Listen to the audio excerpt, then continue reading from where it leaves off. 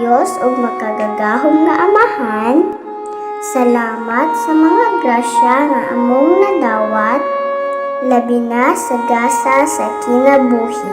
Among gipangayo kanimo nga unta kami malamdagan sa pagkat-on ug pagsabot sa mga leksyon nga gikan sa among mga magtutudlo nga pinasubay sa bag-o nga pamaagi sa pagkat-on.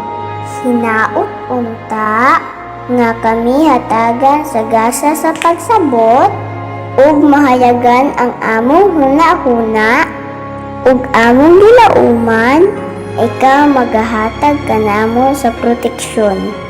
Sa mga magtutudlo, magapadayon ang ilang kinasing-kasing nga pag-alagad. Una kami sa kalipay, aron mulambo ang tinuod na gugma ug kaluoy sa matag adlaw. Ining tanan among gilauman, sa ngalan ni Jesus, Amen.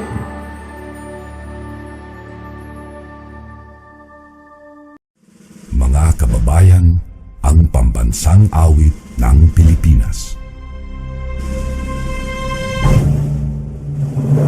Bayang magiliw, pwede sa silanganan, alak ng puso, sa dibdib mo'y buhay. Lupang hinirang, tuyad ka ng magiti, sa panlulupi, di ka masisiling, sa dagat at puno sa simula, sa langit mo mga, magila kang tula at awit sa paglayang minamahal. Ang isap ng watawat mo'y tagumpay na nagdidinig, ang bituin na parang niya'y kailan ang mali magdidinig. Lupa ng araw ng walang ipagsikap, ay langit sa piling mo. Aming ligaya ng pagkay ng ating namatay ng dahil sa'yo.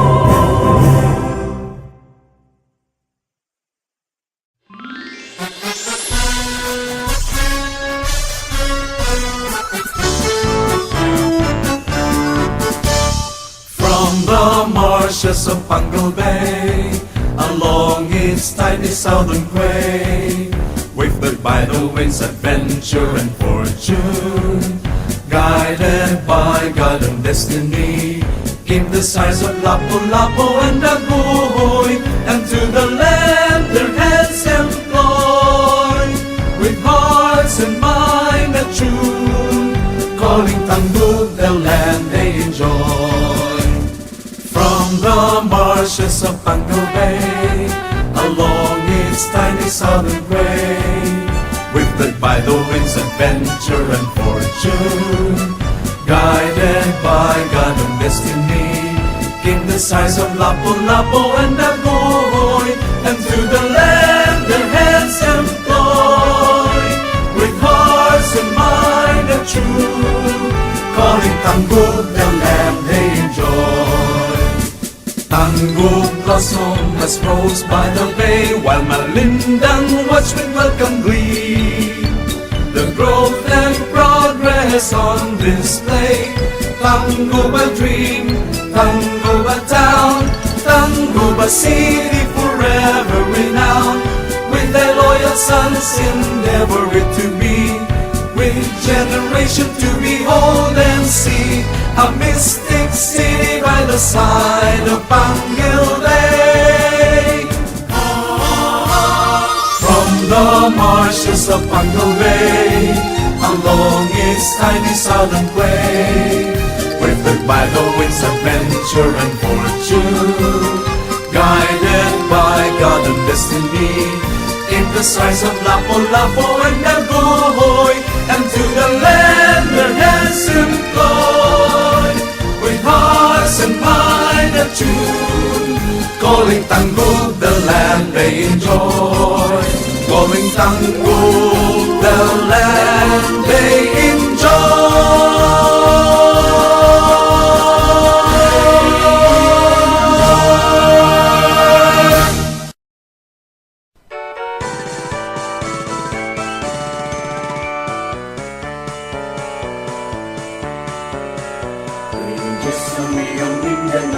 buhay, himahal na mong natawan.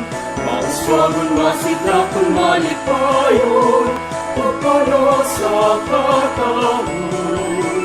Magpapiling taning kasing-kasing, ang kabalaan o kamalipayon. Di sa kanuneg ang magpaibabaw, ang kahusay o kanina. Mabuhay ang iyang Mindanao, tanaw mong natawan. Isag-usap man kalimar, kami na minahalan. Sa buhat o katuyuan, simbolo sa kagawasan. Magpabiling na magkahinusa, kadahugan sa tanan. Mabuhay ang iyong Mindanao, ang tanaw mong natawan. Isag-usap man kaliwat, kami nagminahalay.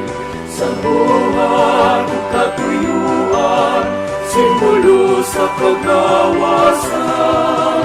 Magpabiling na magkahinusa, kadahugan sa tanan. Magpabiling na magkahinusa, kadahugan sa tanan.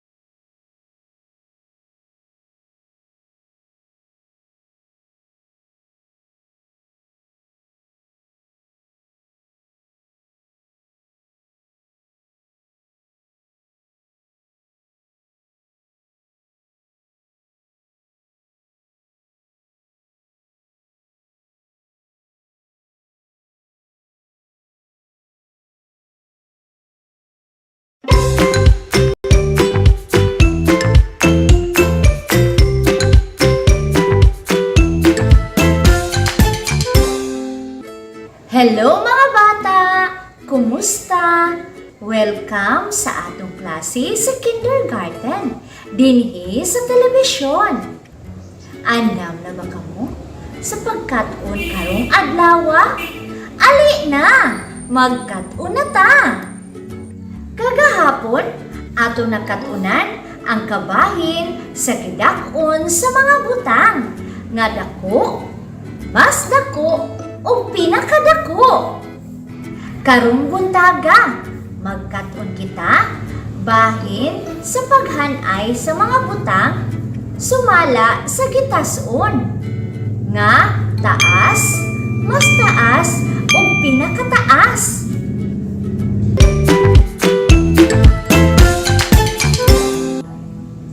Mga bata, sa dili pa kita magkat-on sa paghanay sa mga butang sumala sa gitas-on nga taas, mas taas o pinakataas. Buhataon na ang naa sa unang pahina. Diha inyong makita nga adunay nakasulat nga inyong ngalan nga putol-putol ang linya. Subaya kini aron imong masulat ang imong ngalan. Sige, magsuhod ka sa unang linya. Ug kung natapos na ang unang linya, isunod pagsulat ang ikaduha nga linya. Ug kung natapos na nimo ang ikaduhang linya, isunod pagsulat ang ikatulo o katapusan nga linya. Nabuhat na ba ninyo mga bata? Maayo!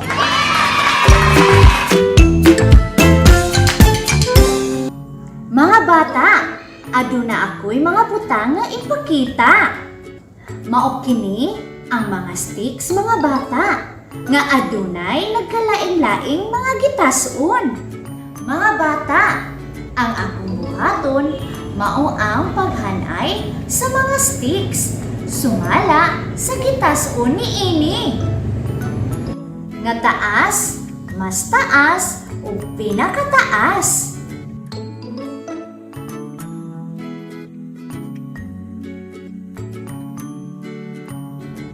Mga bata, ang stick nga akong gibutang sa unang hanay, mao ang stick nga taas. Akong usbon mga bata, ang stick nga akong gibutang sa unang hanay, mao ang stick nga taas.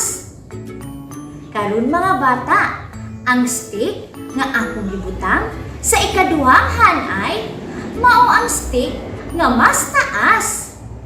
Mas taas kaysa unang stick nga naa sa unang hanay.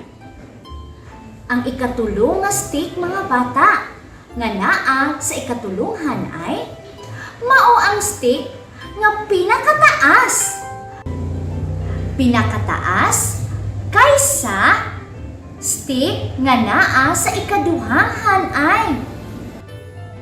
Akong usbon mga bata, ang stick nga naa sa ikatulong hanay, mao ang stick nga pinakataas. Tan-awa pag-ayo ang akong gibuhat sa mga sticks mga bata. Mao kana ang saktong paghanay sa mga sticks sumala sa gitason nga taas, mas taas, ug pinakataas. Akong usbon mga bata, mao kana ang saktong paghanay nga akong gibuhat sa mga sticks sumala sa gitason nga taas, mas taas, ug pinakataas. Nasabtan ba ninyo mga bata? Maayo! Karon mga bata, na ako'y ipakita nga video ato kining tan-awon o paminawon. Okay, karon mga bata, aduna kita'y buhaton usa ka dula. Kini nga dula gitawag nga paper cabbage game.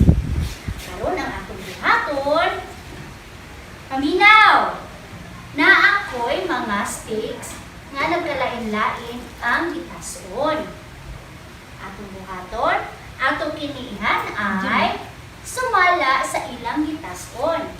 Pero sa dili pa nato ihan ay ang mga sticks atong ipasa ang paper cabbage. Naminaw ay dan? Yes, teacher! Okay, kung kinsa tong makagulit sa paper cabbage inigunong sa kanta, siya ang muhanay sa mga sticks sumala sa ilang gitason nga taas, mas taas, o pinakataas. Nasabtan mga bata? Yes, teacher! Okay, ready na? Ready na? Aha! Okay. Ready? Go!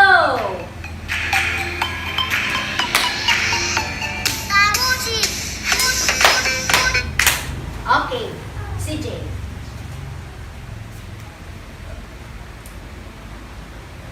Taas, Okay. mas taas, Okay. pinakataas. Okay, very good. Sakto si CJ mga bata. Yes, teacher! Kaya atong pakpakan si CJ mga bata. Okay. Ako na pong gustoon kay ato na pong ipasa ang paper cabbage. Dahil na po damuhan ay. Ready, go!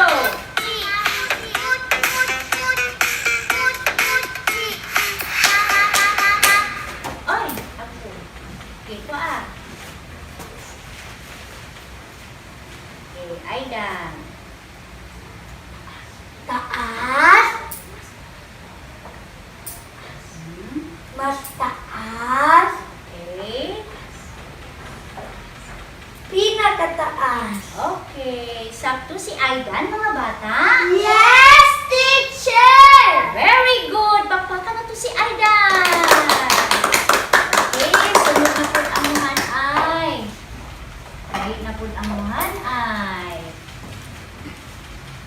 Okay, pasa na to ang paper cabbage.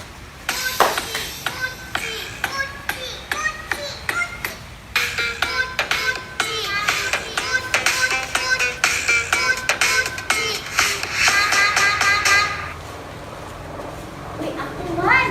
Sige, ako. Ako ang muhanay. Tanawa ko mga bata.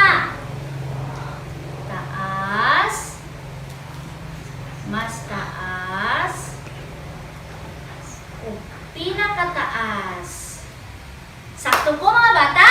Yes, teacher! Ay, nasabtan ninyo? Ah! Okay, very good. Sige, ato na po ipasa ang paper cabbage dahil lahi na po ang muhanay. Sige. Okay, ready na?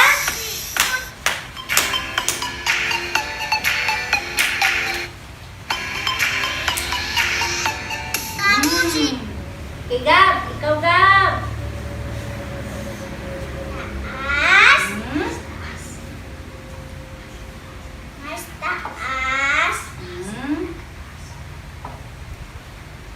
Pinakataas. Okay. Sakto si Gab, mga bata? Yes, teacher! Very good! Bakbakan na to si Gab! Okay. Nasabtan niyo mga bata? Yes, Okay, teacher! ang stick, nakahanay sa saktong pagkahanay. Sumala sa ilang gitason. Taas, mas taas, o pinaka-taas. Very good. Karon mga bata, paklia ang inyong self-learning material sa ikaupat nga pahina sa ikaduhang adlaw. Diha, inyong makita ang mga hulagway sa punuan sa kahoy nga nagkalain-lain ang gitason. Ato ba nga ang imong papa ug isulti ngadto kaniya kung asa ni ana ang taas nga kahoy ug isulti kini. Pa, mao kini ang taas nga punuan sa kahoy. Sige, isulti na mga bata.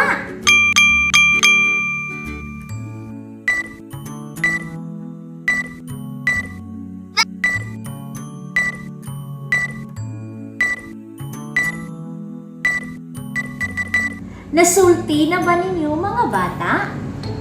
O kung inyo nang nasulti, maayo!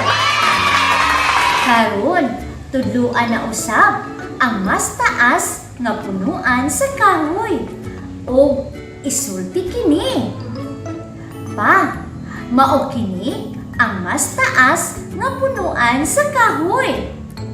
Sige, isulti na mga bata.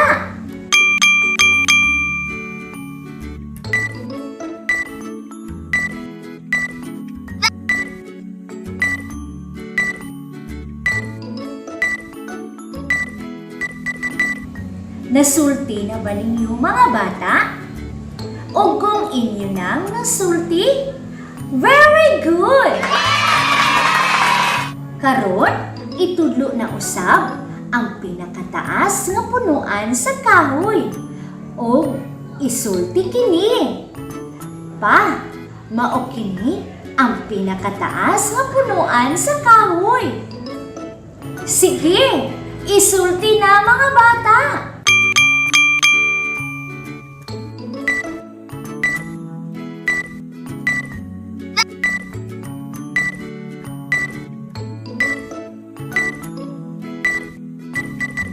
Nasulti na ba ninyo mga bata?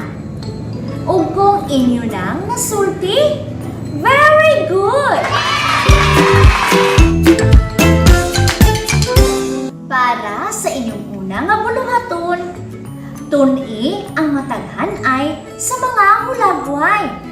Butangi og check ang kahon kung insakto ang pagkahanay sa mga butang sumala sa gitason. O ikis kung dili sakto pagkahanay ni ini. Alang sa duga nga pagkaton, tun-i ang mga hulagway. Kolori og yelo ang kahon ubos sa hulagway nga taas. Ug kolori og blue ang kahon ubos sa hulagway nga mas taas. Ug kolori og green ang kahon ubos sa hulagway sa pinakataas. Ug dinhi natapos ang atong leksyon sa kindergarten karong adlaw. Hangtod sa sunod higayon. Daghang salamat mga bata. Bye-bye.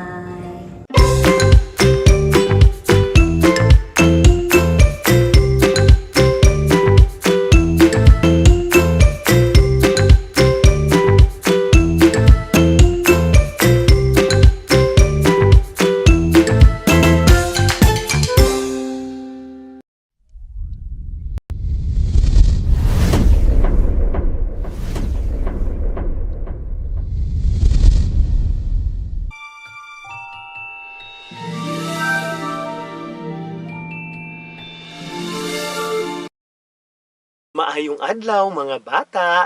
Ako si Teacher Popoy. Tala, magkatuna kita sa pagbasa sa English. Karong adlaw, atong sugdan ang atong bag-ong pagtulunan sa pagbasa. Kini mao ang pagbasa sa mga English words nga adunay short sound. Andama ug paklia ang inyong self-learning materials sa English Reading, Lesson 10, page 46. Diha, inyong makita ang mga pulong nga adunay short Karon mga bata, inyo usab makita ang mga letrang E ug G. Kung atong isumpay ang mga tingog niini, makahimo kita og rhymes nga egg. Karon mga bata, tudlua ang unang letra nga inyong makita sa wala nga bahin. Diha inyong makita ang letrang K nga adunay tingog nga k. Kung ato kining isumpay sa rhymes nga egg, mahimo kini nga k, egg, keg. Akong balikon mga bata. K, egg, keg. Karon mga bata, magdungan kita sa pagbasa. K, egg, keg. Atong usbon mga bata. K, egg, keg. Karon mga bata, kamo na pud ang magbasa. Balikan ninyo sa makausa, mga bata. Kung ang inyong gisulti, mao ang k, egg, keg, sakto mga bata. Karon mga bata, tudlua ang ikaduhang letra nga makita sa wala nga bahin. Diha inyong makita ang letrang P nga adunay tingog nga p. Kung ato kining isumpay sa rhymes nga egg, mahimo kini nga p, egg, peg. Akong balikon mga bata. P, egg, peg. Karon mga bata, magdungan kita sa pagbasa. P, egg, peg. Balikon ta sa makausa mga bata. Egg, peg. Karon mga bata, kamo na pod ang magbasa. Balikan ninyo sa makausa, mga bata. Kung ang inyong gisulti, mao ang p, egg, peg, maayo mga bata. Karon mga bata, tudlua ang ikatulo nga letra nga makita sa wala nga bahin. Diha inyong makita ang letrang L nga adunay tingog nga L.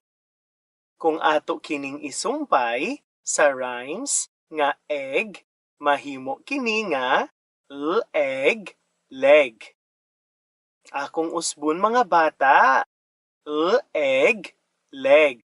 Karon mga bata, magdungan kita sa pagbasa. Egg, leg. Balikon ta sa makausa, mga bata. Egg, leg. Karon mga bata, kamo na pud ang magbasa. Balikan ninyo sa makausa, mga bata. Kung ang inyong gisulti, mao ang egg, leg, sakto mga bata. Karon mga bata, tudlua ang ikaupat nga letra nga makita sa wala nga bahin. Diha inyong makita ang letrang B nga adunay tingog nga B. Kung ato kining isumpay sa rhymes nga egg, mahimo kini nga B, egg, beg. Akong balikon mga bata. B, egg, beg. Karon mga bata, magdungan kita sa pagbasa.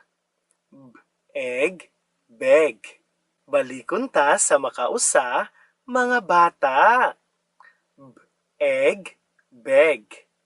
Karon mga bata, kamo na pud ang magbasa. Balikan ninyo sa pagbasa, mga bata. Kung ang inyong gisulti, mao ang B, egg, beg, sakto mga bata. Karon mga bata, tudlua ang ikalima nga letra nga makita sa wala nga bahin. Diha inyong makita ang letrang M nga adunay tingog nga M. Kung ato kining isumpay sa rhymes nga egg, mahimo kini nga egg, meg. Akong balikon mga bata. Egg, meg. Karon mga bata, magdungan kita sa pagbasa. Egg, meg. Balikon ta sa makausa mga bata. Egg, meg. Karon mga bata, kamo na pud ang magbasa. Balikan ninyo sa pagbasa, mga bata. Kung ang inyong gisulti, mao ang egg, meg, maayo mga bata. Karon mga bata, tudlua ang ikaunom nga letra nga makita sa wala nga bahin. Diha inyong makita ang letrang V nga adunay tingog nga V. Kung ato kining isumpay sa rhymes nga egg, mahimo kini nga V, egg, veg. Akong balikon mga bata. V, egg, veg. Karon mga bata, magdungan kita sa pagbasa. V, egg, veg. Balikon ta sa makausa mga bata. V, egg, veg.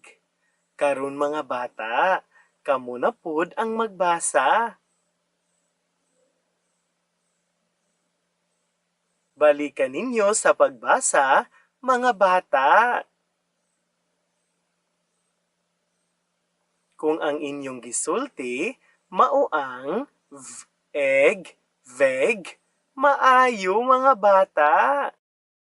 Karon mga bata, atong basahon ang mga pulong nga naporma. Paminawa ko ninyo kung unsaon nako kini pagbasa.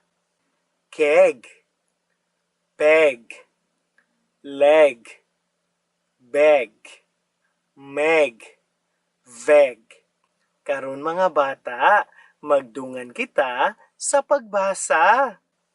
Keg, peg, leg, beg, meg, veg. Mga bata, kamo na pud ang magbasa.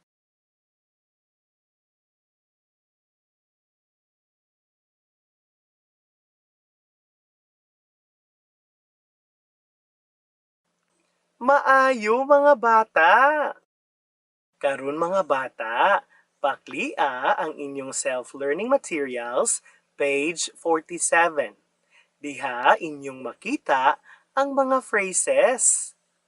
Karon mga bata, tudlua ang unang linya ug paminawa ko kung unsaon nako kini pagbasa. Meg's leg. Akong balikon mga bata. Meg's leg. Karon mga bata, magdungan kita sa pagbasa. Meg's leg. Usbo nato pagbasa mga bata. Meg's leg. Karon mga bata, kamo na pod ang magbasa. Usban ninyo pagbasa, mga bata. Kung ang inyong gisulti, mao ang Meg's leg, maayo mga bata. Karon mga bata, tudlua ang ikaduhang linya ug paminawa ko kung unsaon nako kini pagbasa. Have a keg. Akong balikon mga bata. Have a keg. Karon mga bata, magdungan kita sa pagbasa. Have a keg. Atong usbon pagbasa mga bata. Have a keg. Karon mga bata, kamo na pod ang magbasa. Usban ninyo sa pagbasa, mga bata. Kung ang inyong gisulti, mao ang have a keg, sakto mga bata. Karon mga bata, tudlua ang ikatulong linya ug paminawa ko kung unsaon nako kini pagbasa. A peg and a keg. Akong balikon mga bata. A peg and a keg. Karon mga bata, magdungan kita sa pagbasa. A peg and a keg. Atong usbon pagbasa mga bata. A peg and a keg. Karon mga bata, kamo na pod ang magbasa. Usban ninyo pagbasa mga bata. Kung ang inyong gisulti, mao ang a peg and a keg, maayo mga bata. Karon mga bata, tudlua ang ikaupat nga linya ug paminawa ko kung unsaon nako kini pagbasa. Meg and his leg. Akong balikon mga bata. Meg and his leg. Karon mga bata, magdungan kita sa pagbasa. Meg and his leg. Atong usbon pagbasa mga bata. Meg and his leg. Karon mga bata, kamo na pod ang magbasa. Usban ninyo sa pagbasa, mga bata. Kung ang inyong gisulti, mao ang Meg and his leg, sakto mga bata. Karon mga bata, tudlua ang ikalima nga linya ug paminawa ko kung unsaon nako kini pagbasa. Beg for veg. Akong balikon mga bata. Beg for veg.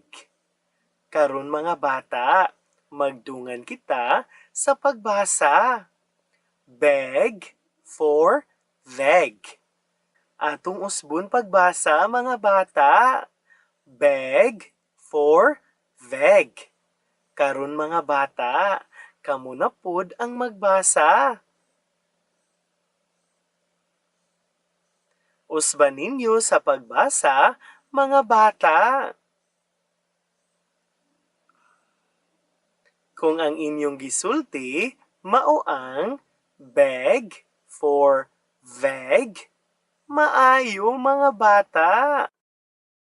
Karon mga bata, lantawa ang ubos nga bahin sa inyong self-learning materials. Diha, inyong makita ang mga sentences. Karon mga bata, tudlua ang number 1 ug paminawa ko kung unsaon nako kini pagbasa. The hen has a leg. Akong balikon mga bata. The hen has a leg. Karon mga bata, magdungan kita sa pagbasa. The hen has a leg. Atong usbon pagbasa mga bata. The hen has a leg. Karon mga bata, kamo na pod ang magbasa. Usban ninyo sa pagbasa, mga bata. Kung ang inyong gisulti, mao ang the hen has a leg, maayo mga bata. Karon mga bata, tudlua ang number 2 ug paminawa ko kung unsaon nako kini pagbasa. I have a keg. Akong balikon mga bata. I have a keg. Karon mga bata, magdungan kita sa pagbasa. I have a keg. Atong usbon pagbasa mga bata. I have a keg. Karon mga bata, kamo na pod ang magbasa. Usban ninyo sa pagbasa, mga bata. Kung ang inyong gisulti, mao ang I have a keg, maayo mga bata. Karon mga bata, tudlua ang number 3 ug paminawa ko kung unsaon nako kini pagbasa. Meg has a peg. Akong balikon mga bata. Meg has a peg. Karon mga bata, magdungan kita sa pagbasa. Meg has a peg. Atong usbon pagbasa mga bata. Meg has a peg. Karon mga bata, kamo na pod ang magbasa. Usban ninyo sa pagbasa, mga bata. Kung ang inyong gisulti, mao ang Meg has a peg, maayo mga bata. Karon mga bata, tudlua ang number 4 ug paminawa ko kung unsaon nako kini pagbasa. I beg for veg. Akong balikon mga bata. I beg for veg. Karon mga bata, magdungan kita sa pagbasa. I beg for veg. Atong usbon pagbasa mga bata. I beg for veg. Karon mga bata, kamo na pod ang magbasa. Usban ninyo sa pagbasa, mga bata. Kung ang inyong gisulti, mao ang I beg for veg, maayo mga bata. Karon mga bata, paklia ang inyong self-learning materials, page 48. Diha, inyong makita ang basahon nga adunay title nga Meg and Greg. Karon mga bata, basahan ninyo kini. Sugdi na ninyo mga bata.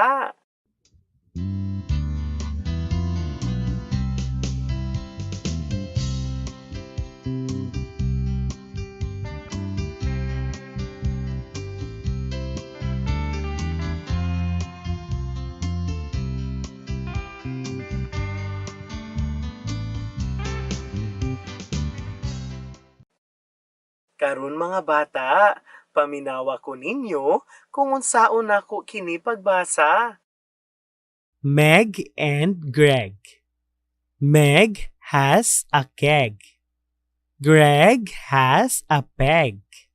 They both have long legs. Meg and Greg like veg. Meg and Greg are friends. Kung gibasa ninyo ang basahon sama sa akong pagbasa, maayo mga bata. Alang sa dugang pagsabot sa inyong gibasa, tubagan ninyo ang mga pangutana nga makita sa ubos nga bahin sa inyong basahon. Karon mga bata, paklia ang inyong self-learning materials, page 49. Lantawa ang hulagway sa wala ug badlisi ang pulong sa tuo nga nagngalan sa maong hulagway. Karon mga bata, paklia ang inyong self-learning materials, page 50. Lantawa ang hulagway ug isulat sa badlis ang nawala nga letra aron maporma ang ngalan sa maong hulagway. Ug dinhi natapos ang atong pagtulun-an karong adlaw. Hangtod sa sunod nga higayon mga bata, daghang salamat. Enjoy!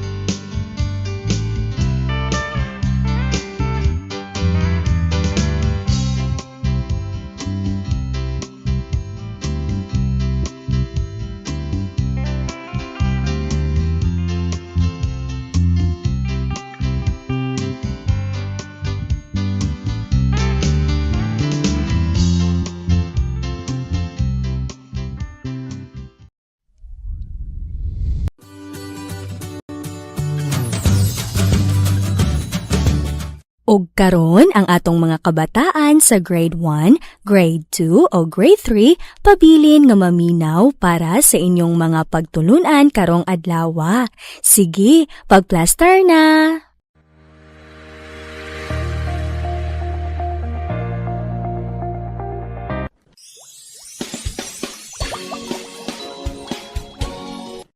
Science Grade 3. Ang atong leksyon karon sa Science Grade 3 mao ang paghulagway sa nahimutangan o posisyon sa usa ka tawo o butang kun kini anaa sa atubangan ug likod base sa iyahang reference point. Importante kaayo kini nga inyong makatunan aron inyong mahibaluan ang mga nahimutangan o posisyon sa usa ka tawo o butang base sa iyahang reference point ug inyong makatunan ang paghulagway niini.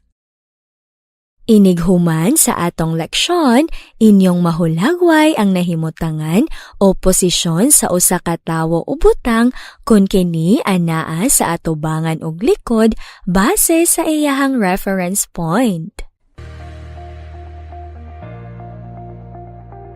Apan sa dili pa ta magpadayon sa atong bag-o nga leksyon, ato usang balikan ang leksyon mahitungod sa paghulagway sa nahimutangan o posisyon sa usa ka tawo o butang kun kini ana sa ibabaw, ubos o ilalom base sa iyahang reference point.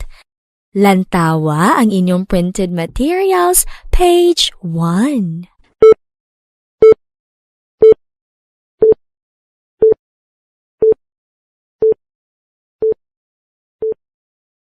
Mga bata, lantawan ninyo ang hulagway. Diha inyong makita ang building ug ang eroplano. Karon, atong ihulagway ang nahimutangan o posisyon sa eroplano base sa iyahang reference point nga mao ang building. Sa paghulagway sa nahimutangan o posisyon sa eroplano nga anaa makita sa atong hulagway base sa iyahang reference point, moingon kita nga ang eroplano anaa sa ibabaw sa building. Mao kadto ang paghulagway sa nahimutangan o posisyon sa butang base sa iyahang reference point kung kini ba anaa sa ibabaw, upos ug ilalom. Karon, padayon kita sa pagkat-on sa paghulagway sa nahimutangan o posisyon sa usa ka tawo o butang kung kini anaa sa atubangan ug likod base sa iyahang reference point.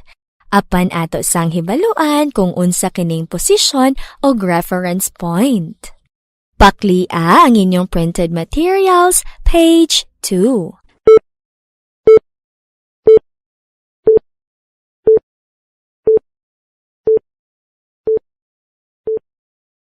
Posisyon ang tawag sa lugar diin nahimutang ang usa ka butang, hayop o tawo base sa butang nga gihimong reference point.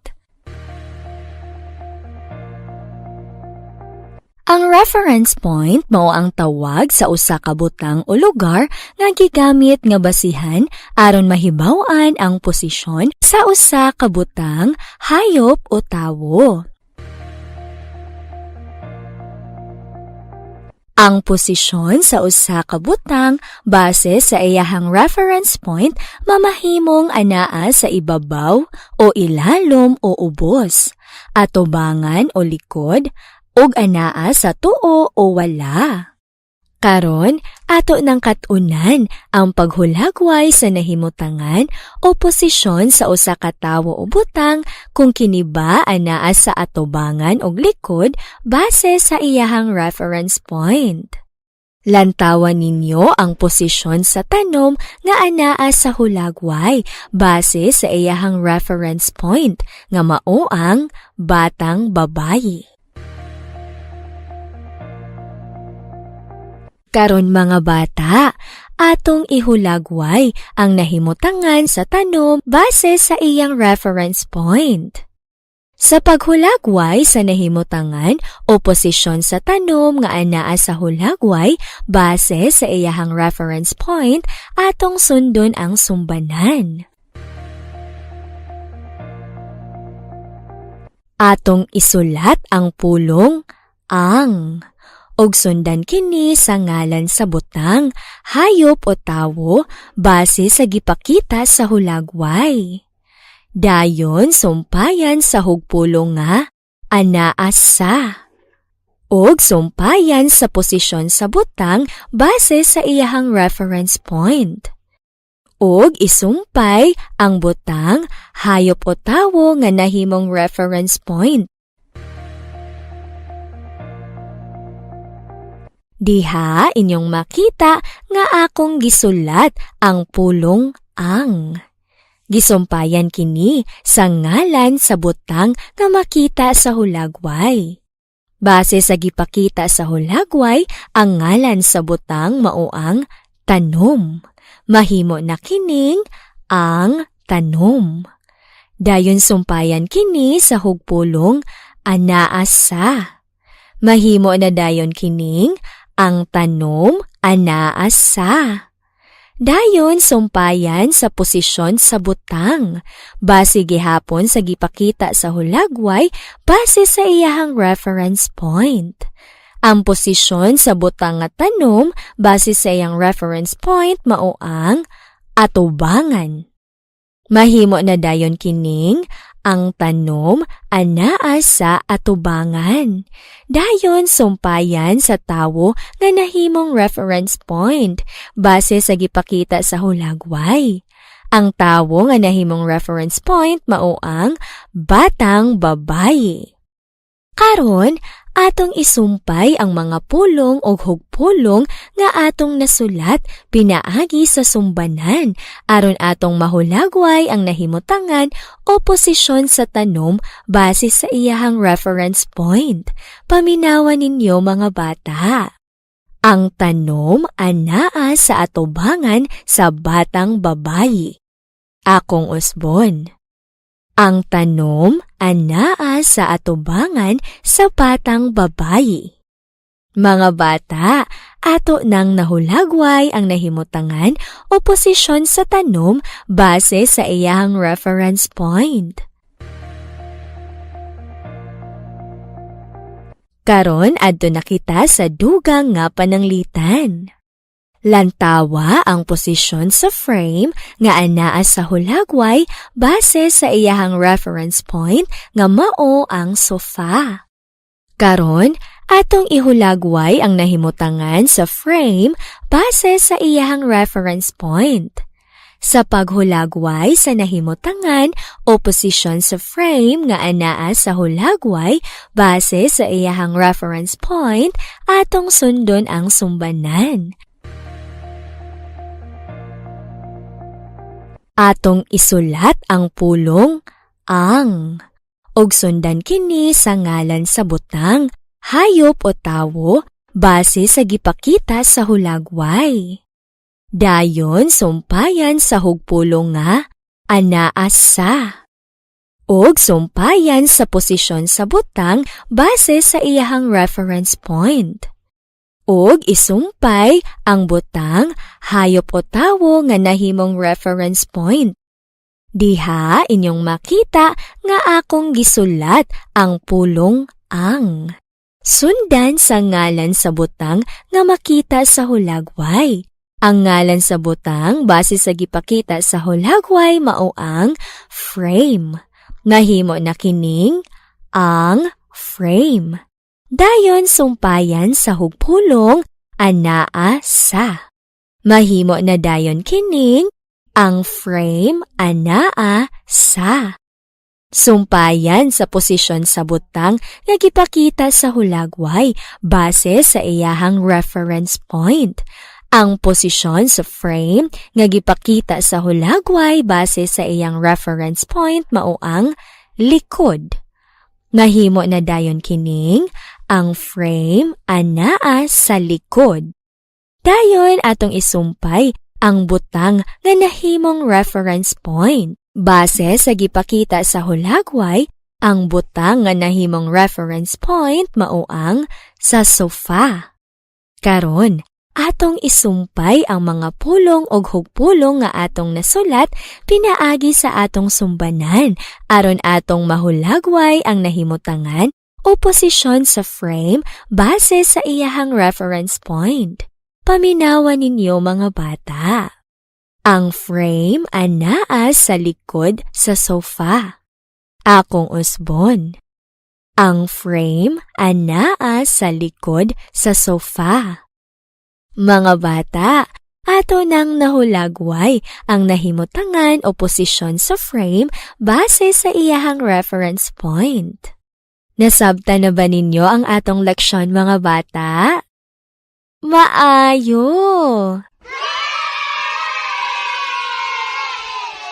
Kay nasabtan naman ninyo ang atong leksyon, adto na kita sa inyong mga buluhaton.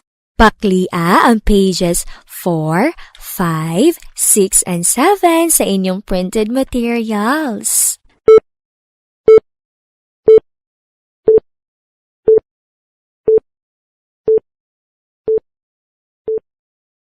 Mga bata, Oras na para inyong buhaton ang inyong mga buluhaton.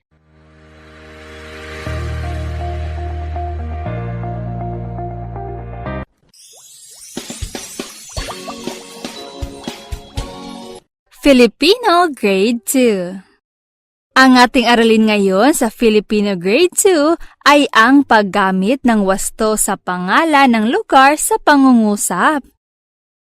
Importante itong malaman ninyo dahil ang kaalaman mo sa pangalan ay maaari ninyong gamitin sa mas komplikadong kasanayan. Makakatulong rin ito sa pagpapahayag at pag-ugnay ng sariling ideya, damdamin o karanasan. Pagkatapos ng aralin, inyong magagamit ng wasto ang pangalan ng lugar sa pangungusap. Bago tayo dumako sa ating bagong aralin, atin munang balikan ang aralin sa paggamit ng wasto sa pangalan ng tao sa pangungusap. Tingnan ang inyong printed materials, pahina 1.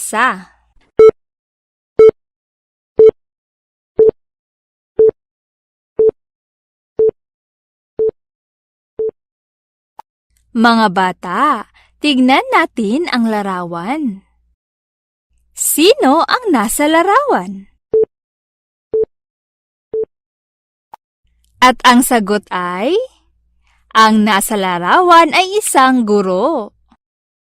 Ano naman kaya ang ginagawa ng guro sa larawan? At ang sagot ay, ang ginagawa ng guro ay nagtuturo. Ngayon ay pagsama-samahin natin ang mga ideyang nakuha natin sa larawan upang makagawa ng pangungusap gamit ang pangalan ng tao. Ito na ang pangungusap na ating nabuo gamit ang pangalan ng tao. Ang guro ay nagtuturo. Uulitin ko mga bata. Ang guro ay nagtuturo.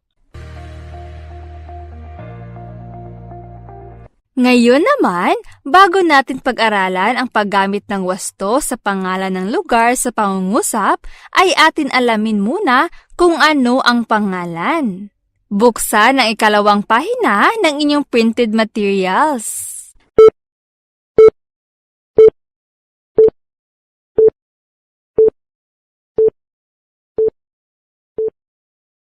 Mga bata, ang pangalan ay salitang tumutukoy sa ngalan ng tao, lugar, o puok, hayop, bagay at pangyayari. Ang pangalan ng lugar ay maaaring pantangi o pambalana. Ang pangalan ng lugar ay pantangi kapag ito ay tumutukoy sa tiyak na pangalan nito. Ito ay nagsisimula sa malaking titik. Halimbawa mga bata, Tanggob City, Maloro Integrated School, St. Michael's Parish Church. Mga bata, inyong makikita sa ating halimbawa na ang mga pangalan ng lugar na aking binasa ay nagsisimula sa malaking titik dahil ito ay tiyak na pangalan ng lugar o pantangi. Ngayon ay talakayin naman natin ang pambalana. Ang pangalan ng lugar ay pambalana naman kapag ito ay tumutukoy sa di-tiyak o pangkalahatang pangalan nito. Ito ay nagsisimula sa maliit na titik. Halimbawa mga bata, syudad, eskwelahan, simbahan. Mga bata, inyong makikita sa ating halimbawa na ang mga pangalan ng lugar na aking binasa ay nagsisimula sa maliit na titik dahil ito ay di-tiyak na pangalan ng lugar o pambalana. Ngayon ay atin ang pag-aralan ang paggamit ng wasto sa pangalan ng lugar sa pangungusap. Tingnan natin ang larawan. Mga bata, anong lugar ang nasa larawan? Kung ang sagot niyo ay parke, tama mga bata. Ang lugar na nasa larawan ay isang parke. Mga bata, ang salitang parke ay halimbawa ng pangalan na tumutukoy sa ngalan ng pook o lugar at napabilang sa pambalana dahil tumutukoy ito sa di-tiyak o pangkalahatang ngalan ng pook o lugar. Ito ay nagsisimula sa maliit na titik. Mga bata, paano mo mailalarawan ang parke? Kung ang sagot niyo ay malinis, tama mga bata. Mailalarawan ko na ito ay malinis. Ngayon mga bata, ay pagsama-samahin natin ang mga ideyang nakuha natin sa larawan upang makagawa ng pangungusap gamit ang pangalan ng lugar. Tandaan, sa paggawa ng pangungusap gamit ang pangalan ng lugar, isulat ang una, ilagay natin ang pangalan ng lugar. At dadagdagan ito ng paglalarawan sa pangalan ng lugar. Ngayon, gumawa tayo ng pangungusap batay sa ating larawan. Una, ilagay natin ang pangalan ng lugar. Base sa ating larawan, ang pangalan ng lugar ay parke. Kaya, ating ilalagay ang parke. Ngayon, dagdagan natin ito ng paglalarawan sa pangalan ng lugar. Batay sa ating larawan, ang paglalarawan sa pangalan ng lugar ay malinis. Kaya, ang mga salitang ang parke ay dadagdagan natin ng malinis. Ang ating pangalan ng lugar ay parke. At ang paglalarawan sa pangalan ng lugar ay malinis. Mga bata, ito na ang nagawang pangungusap gamit ang pangalan ng lugar. Ang parke ay malinis. Uulitin ko mga bata, ang parke ay malinis. Ngayon, pumunta naman tayo sa ating ikalawang halimbawa. Tignan natin ang larawan. Mga bata, anong lugar ang nasa larawan? Kung ang sagot niyo ay St. Michael's Parish Church, tama mga bata. Ang lugar na nasa larawan ay ang St. Michael's Parish Church. Mga bata, ang salitang St. Michael's Parish Church ay halimbawa ng pangalan na tumutukoy sa ngalan ng pook o lugar at napabilang sa pantangi dahil tumutukoy ito sa tiyak na ngalan ng lugar. Ito ay nagsisimula sa malaking titik. Mga bata, paano mo naman mailalarawan ang St. Michael's Parish Church? Kung ang sagot niyo ay isang puok dasalan, tama mga bata. Mailalarawan ko na ito ay isang puok dasalan. Ngayon ay pagsamasamahin natin ang mga ideyang nakuha natin sa larawan upang makagawa ng pangungusap gamit ang pangalan ng lugar. Tandaan, sa paggawa ng pangungusap gamit ang pangalan ng lugar, isulat ang una, pangalan ng lugar at dadagdagan ito ng paglalarawan sa pangalan ng lugar. Ngayon, gumawa tayo ng pangungusap batay sa ating larawan. Una, ilagay natin ang pangalan ng lugar. Base sa ating larawan, ang pangalan ng lugar ay St. Michael's Parish Church. Kaya ating ilalagay ang St. Michael's Parish Church. Ngayon, dagdagan natin ito ng paglalarawan sa pangalan ng lugar. Batay sa ating larawan, ang paglalarawan sa pangalan ng lugar ay isang puok dasalan. Kaya, ang mga salitang St. Michael's Parish Church ay dadagdagan natin ng isang puok dasalan. Sa ating halimbawa, ang pangalan ng lugar ay St. Michael's Parish Church. At ang paglalarawan sa pangalan ng lugar ay isang puok dasalan. Mga bata, ito na ang ating nagawang pangungusap gamit ang pangalan ng lugar. Ang St. Michael's Parish Church ay isang puok dasalan. Uulitin ko mga bata, ang St. Michael's Parish Church ay isang puok dasalan. Mga bata, naunawaan niyo na ba ang ating leksyon ngayon? Magaling! Ngayon, para sa inyong gawain, buksan ang inyong printed materials sa ika-6, ika-7, ika-8, ika-9 at ika-10 pahina ng inyong printed materials.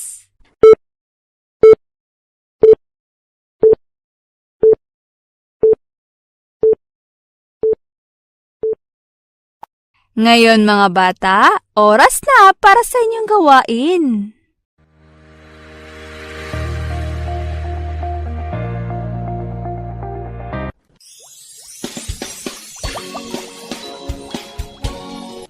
Health Grade 1. Ang atong leksyon karon sa Health Grade 1 mao ang pagsulti kung unsaon nga magpabiling limpyo ang tubig sa atong panimalay. Importante kini nga inyong matun-an kay aron magpabiling limpyo ang tubig nga inyong imnon para malikay kamo sa sakit nga dala sa hugaw nga tubig. Paghuman sa atong leksyon, inyong masulti kung unsaon nga magpabiling limpyo ang tubig sa atong panimalay.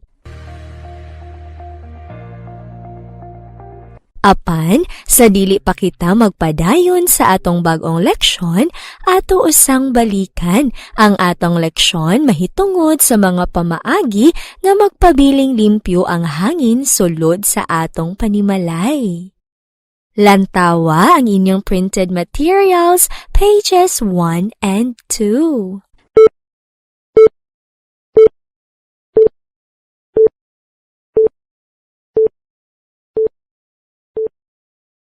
Mga bata, mao kini ang mga pamaagi aron magpabiling limpyo ang hangin sulod sa atong panimalay.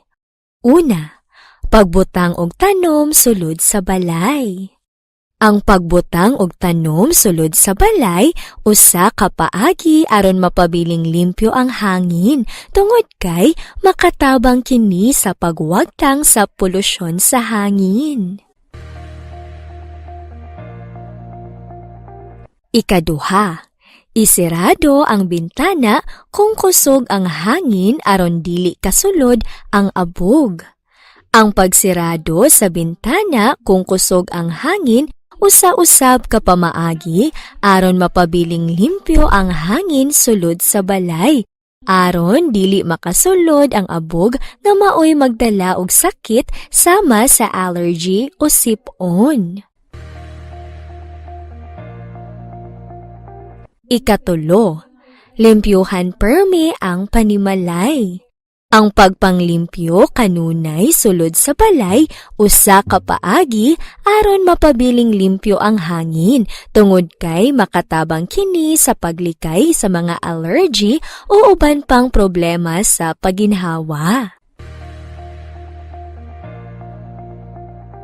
Maukadto ang pipila ka mga pamaagi aron mapabiling limpyo ang hangin sulod sa balay. Karon, atong hibaluan ang mga pipila ka pamaagi Kung unsaon aron mapabiling limpyo ang tubig sa panimalay. Hibaloi kini. Kinahanglang magpabiling limpyo ang tubig nga imnon para malikay sa sakit nga dala sa hugaw nga tubig. Kay kung magsakit ta, dili ta makabuhat sa atong adlaw-adlaw nga trabahoon.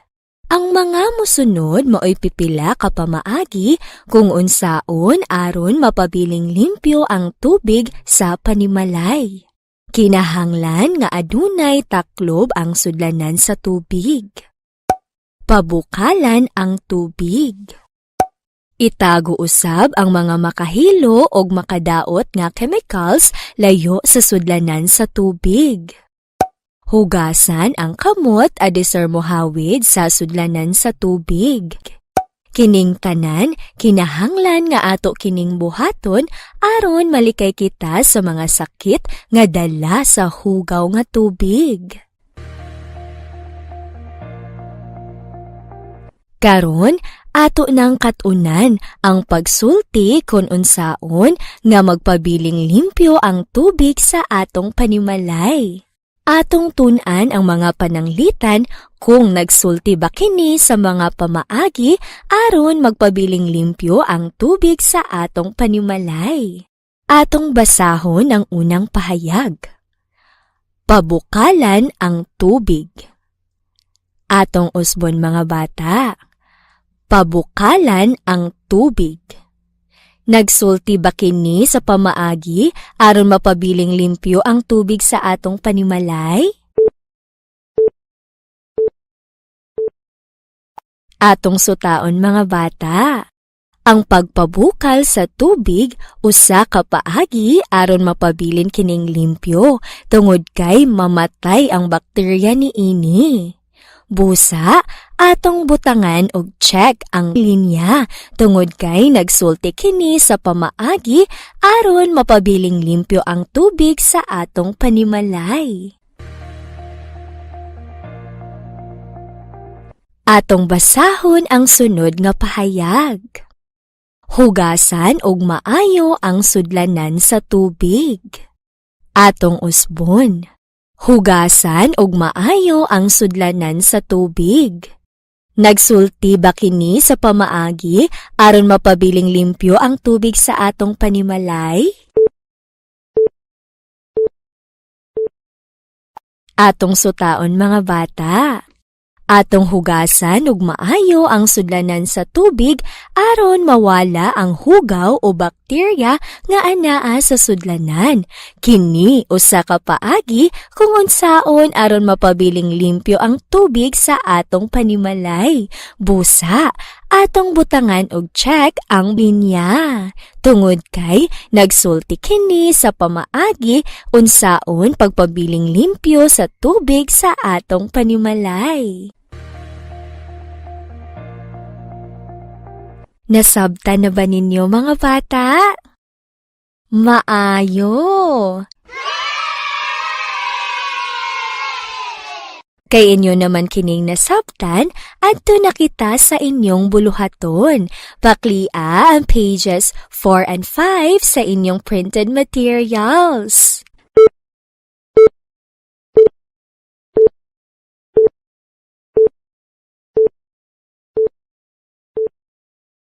Mga bata, oras na para inyong buhaton ang inyong mga buluhaton. Maokadto ang mga pagtulunan para sa atong mga kabataan sa grade 1, grade 2 o grade 3. Daghang salamat sa padayon nga pagpaminaw alang sa pagkat-on karong adlaw. Daghan usab nga salamat sa atong mga ginikanan nga padayon nga naggabay sa atong mga kabataan.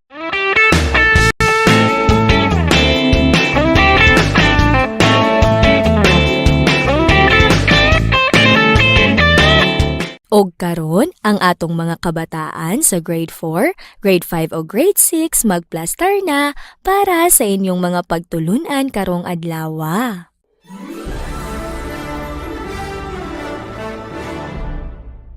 English grade 4, Grade 5 and Grade 6. Today, we're going to describe the characters and setting of the story. It is important to study the characters and settings of the story because characters and settings are part of the important events in the story. Describing the characters helps the readers understand the story. Describing the settings helps the reader understand the characters in the story. Your story setting can have a great impact on the people in your story, how they react, and what they do. After the lesson, you are expected to describe the characters based on the type and kind of major character they portray in the story, their feelings, and characters. You will also describe the settings of the story based on the time and place the story happened. Learners, before we will discuss our new lesson, let's review first how to note important details. Noting important details will help us to perform more difficult comprehension skills like describing, summarizing, and synthesizing. Noting details is about paying attention to some details in the story we read, watch, or even details in the picture. Examples of these details are persons, place, time, reasons, and other details that are answerable by WH and H questions. Let's recall the story of Little Red Riding Hood. You can also see and read the story inside the box in your printed materials, page 1.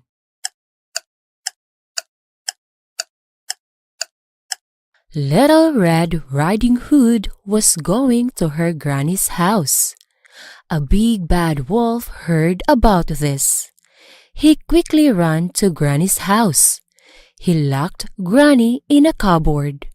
Then he dressed like Granny. He got into her bed.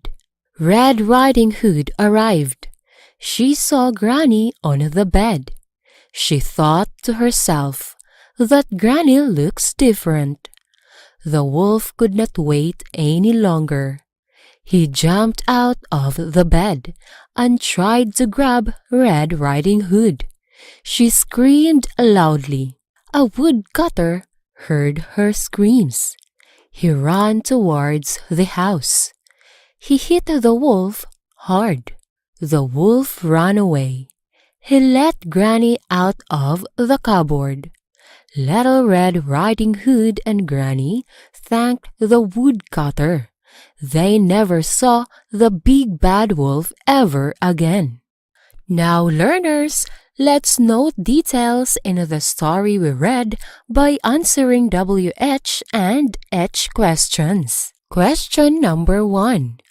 Who went to Granny's house? Based on the story we read, the answer is Little Red Riding Hood. We use who in asking a question when we want to know about a person. Number 2. What did the wolf do to be like Granny? Based on the story we read, the answer is he dressed like Granny. We use what in asking a question when we want to know about a thing or action. Number 3. Where did Red Riding Hood go? Based on the story we read, the answer is she went to Granny's house. We use where in asking a question when we want to know about a place. Number 4. When did Red Riding Hood visit Granny? Based on the story we read, the answer is she visited Granny in the morning. We use when in asking a question when we want to know about the time, day, or date. Number 5. Why did the wolf go to Granny's house? Based on the story we read, the answer is the wolf was planning to eat Red Riding Hood. We use why in asking a question when we want to know the reason for something. Number 6. How did the woodcutter help Red Riding Hood and Granny? Based on the story we read, the answer is the woodcutter hit the wolf. We use how in asking a question when we want to know the way something happens. Now, learners, for our lesson, kindly read and study the information in your printed materials, page 3.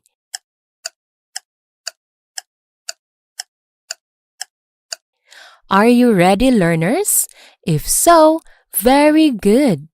Now, while I read to you the information, please also read the information in your printed materials. I will now read the information. Short story is a literary work created by imagination and fiction based on a real-life event. It is read in a setting that evokes emotion. It has 3 elements: characters, settings, and plot. Let us discuss first one of the elements in the short story, which is character. Character is one of the basic elements of a story. Characters are people, animals, things, or other beings in the story. They perform the actions and speak the dialogue of a story. There are 2 types of characters. One is major character and 2 is supporting character. Major character is the most important character and the center of the story in which they have the most action done. There are 2 kinds of major character: A. Protagonist, B. Antagonist. Protagonist is the major character around which the whole story revolves. Antagonist is a major character or group of characters causes the conflict for the protagonist. The second type of characters is supporting character. Supporting character supports the major characters either in good or bad ways. Learners, remember, characters in a story can be described based on the A. type of character, B. kind of characters they portray in the story. Next element of a short story is setting. Setting is the time and place, or when and where of the story. There are aspects to consider how setting contributes to a story. A. Place. Place is a geographical location where the action of the story takes place. B. Time. Time is the historical period, time of the day or year when the story takes place. Now kindly open your printed materials, page 4.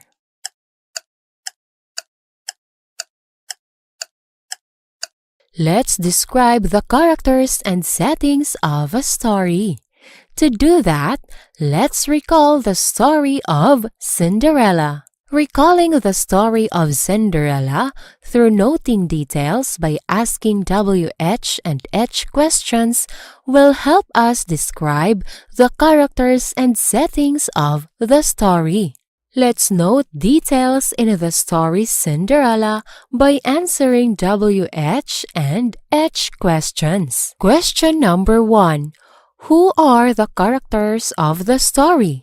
Based on the story Cinderella, the characters are Cinderella, Prince Cedric, Fairy Liabel, King Simeon, the Queen, Papa Alex, Lady Fressie, Cassandra, Marga, Mozzarella, Cheddar, Ambassador, and the guards. Next question. Who are the major characters in the story? Based on the story Cinderella, the major characters are Cinderella and Lady Fressie.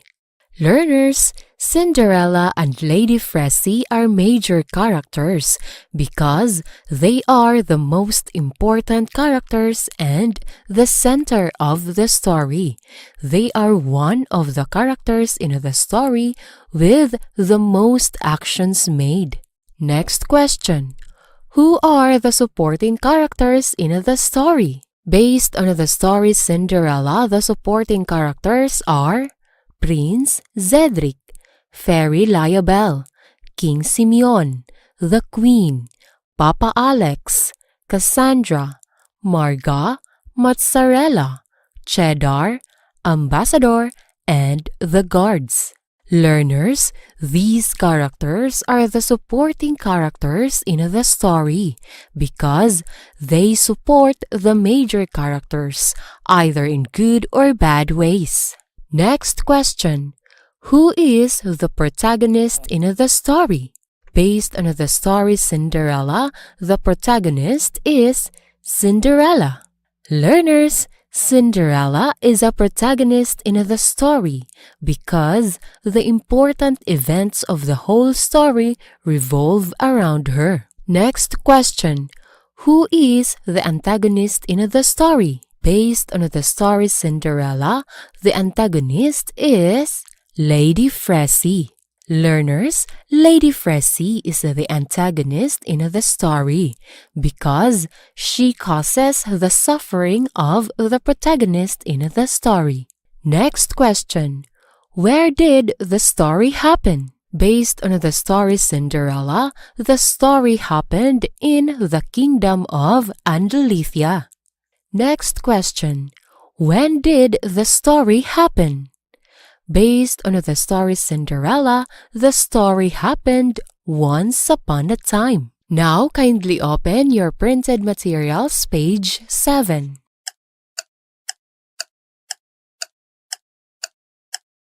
Let's use a graphic organizer to describe the characters and settings in the story.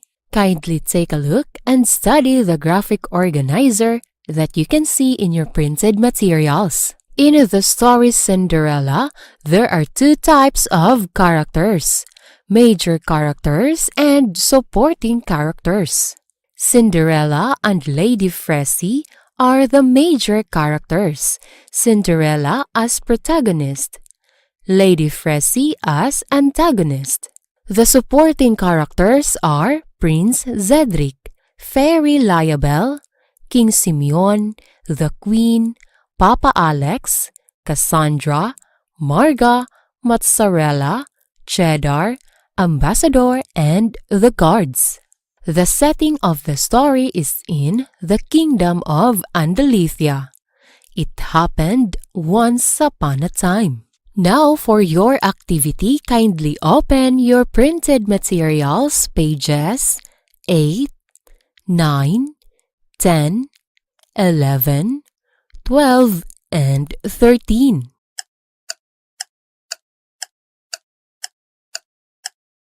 Now, learners, it is time for you to do your activity.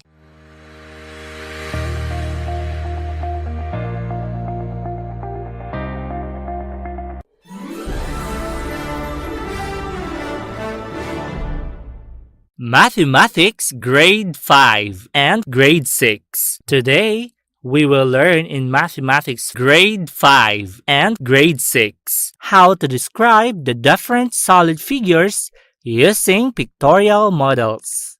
This lesson will help you understand deeper how solid figures look like, their physical features, and how each of them differ from each other.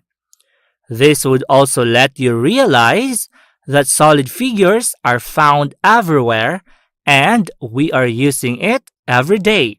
At the end of the lesson, you will be describing the different solid figures using pictorial models. Before we're going to proceed on our lesson, let us review first our lesson on drawing solid figures. We learned that a solid figure has face, edge, and vertex. These features made up their three-dimensional figures. For example, a rectangular prism. In the model, all the flat surfaces that form rectangle shapes are the faces of the rectangular prism. All in all, a rectangular prism has 6 faces. The edge is the individual line segment drawn. When they are connected, they form faces and vertices of the solid figures. Rectangular prism has 12 edges. The vertex is the point where 2 or more edges meet. In this model, the encircled areas are the 8 vertices of the rectangular prism. Kindly open your printed materials on page 9.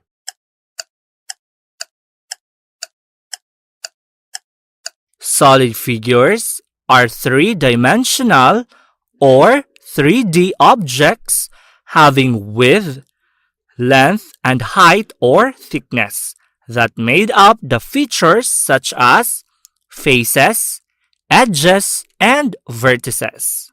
Face refers to any single flat surface of a solid object.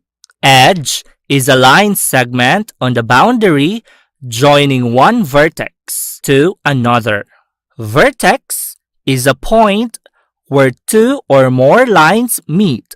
It is a corner and the point of intersection of edges. The table below contains the solid figure, its features, and the sample pictorial model. On the first column, you can read the name of the solid figure. On the second column of the table, you can read the features of the solid figures. And on the third column, you can see the pictorial model. Number 1. Rectangular prism. These are the features of rectangular prisms.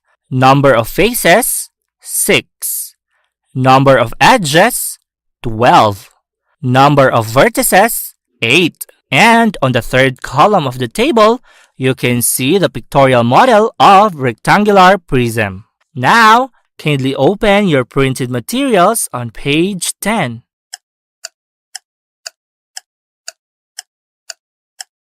Let us know first some concept that can be used in describing solid figures. You can see and read in the information that the following are solid figures. Number 1. Rectangular prism is a solid shape with 6 faces, 12 edges, and 8 vertices. Number 2. Square pyramid is a solid figure with 4 triangle-shaped lateral faces, a square-faced base, and an apex. It has 5 faces, 8 edges, and 5 vertices. Number 3. Cube is a solid object bounded by 6 square faces, 12 edges, and 8 vertices. Number 4. Cylinder is a solid figure that has 3 faces, 2 circle-shaped faces, and 1 curved surface, 2 edges, and no vertex. Number 5. Cone is a solid figure that has 2 faces, plain surface base, and curved surface, 1 edge, and 1 vertex. Number 6. Sphere has 1 round surface, no edge, and no vertex. Now, let us learn how to describe solid figure using pictorial model. Example number 1. Rectangular prism has 6 faces, 12 edges, and 8 vertices. The number of faces, vertices, and edges can be counted through looking on the model.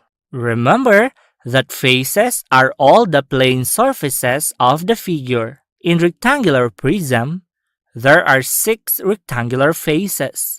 The vertices of a solid figure are the pointed part wherein lines meet. Rectangular prism has 8 vertices. The edges are the lines used to create the figure. They may be straight or curved lines depending on the solid. Rectangular prism has 12 edges or sides. Now, let us describe the given solid figure, which is rectangular prism, based on the given data. Mga bata, in describing the solid figure, first, we will write the name of the solid figure, followed by the phrase, is a solid figure with, then write the number of faces, vertices, and the number of edges. Let us form the sentence that describes the rectangular prism by following the format. Rectangular prism is a solid figure with 6 rectangular faces, 8 vertices, and 12 edges. Nakuha niyo ba mga bata? Magaling! Now, kindly study the remaining example which is found in your printed material. Now, for your activities, kindly open your printed materials on pages 13 and 14.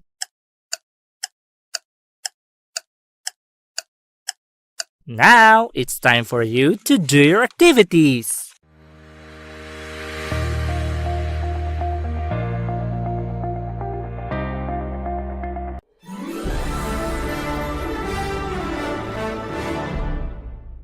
Arts Grade 6. Today, we will learn in Art 6 the concepts of photography and how to discuss it. This lesson is important because you will learn the different concepts of photography. This knowledge will give you a background on the basics of photography, which you could apply on taking photographs. At the end of the lesson, you will be discussing the different concepts of photography.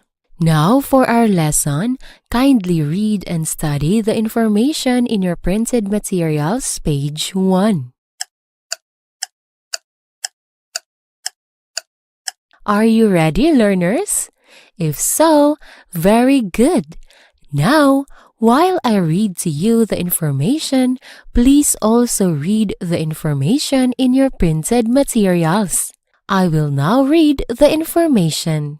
A camera phone is a mobile phone which is able to capture photographs and often record video using one or more built-in digital cameras. Point-and-shoot camera, also known as a compact digital camera and sometimes abbreviated to P&S, is a still camera designed primarily for simple operation. Photography comes from two Greek words, photo and graph. Photo means light and graph means drawing. An image or picture is created by means of light.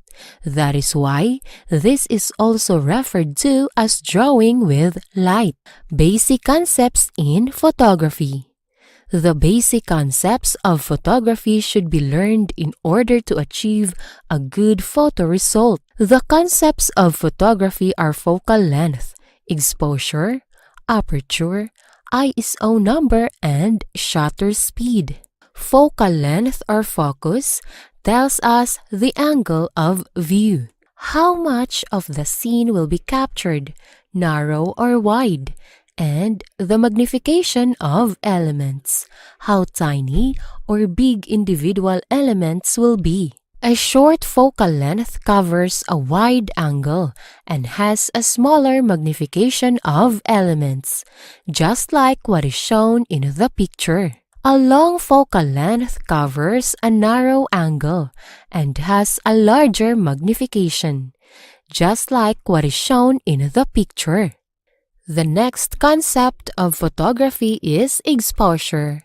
Exposure simply means the brightness or darkness of a photo. There are three types of exposure.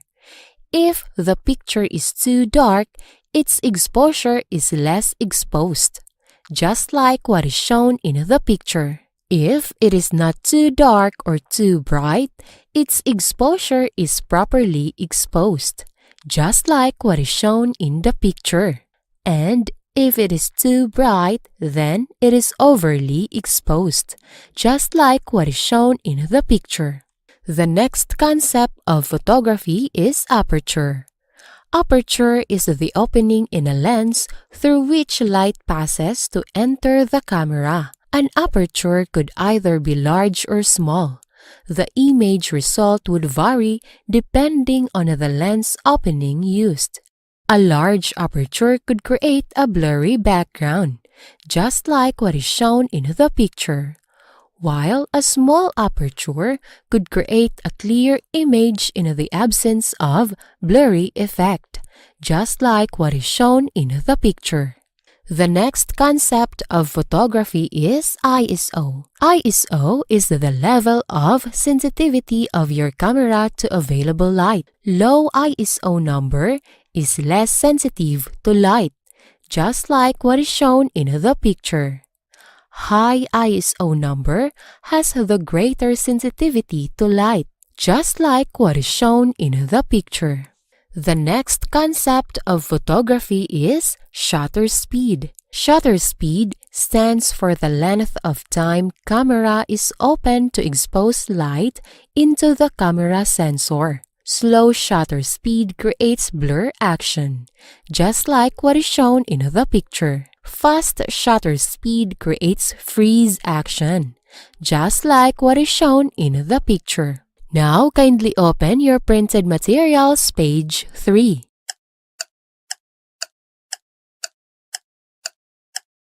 Let us learn how to discuss the basic concepts of photography.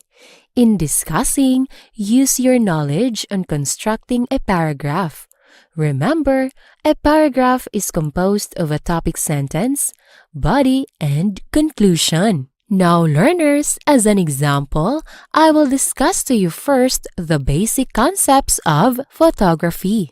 Sample information 1. Photography creates an image or picture by means of light. That is why this is also referred to as drawing with light. One of the basic concepts of photography is focal length or focus, which tells us the angle of view, how much of the scene will be captured, narrow or wide, and the magnification of elements, how tiny or big individual elements will be. A short focal length covers a wide angle and has a smaller magnification of elements.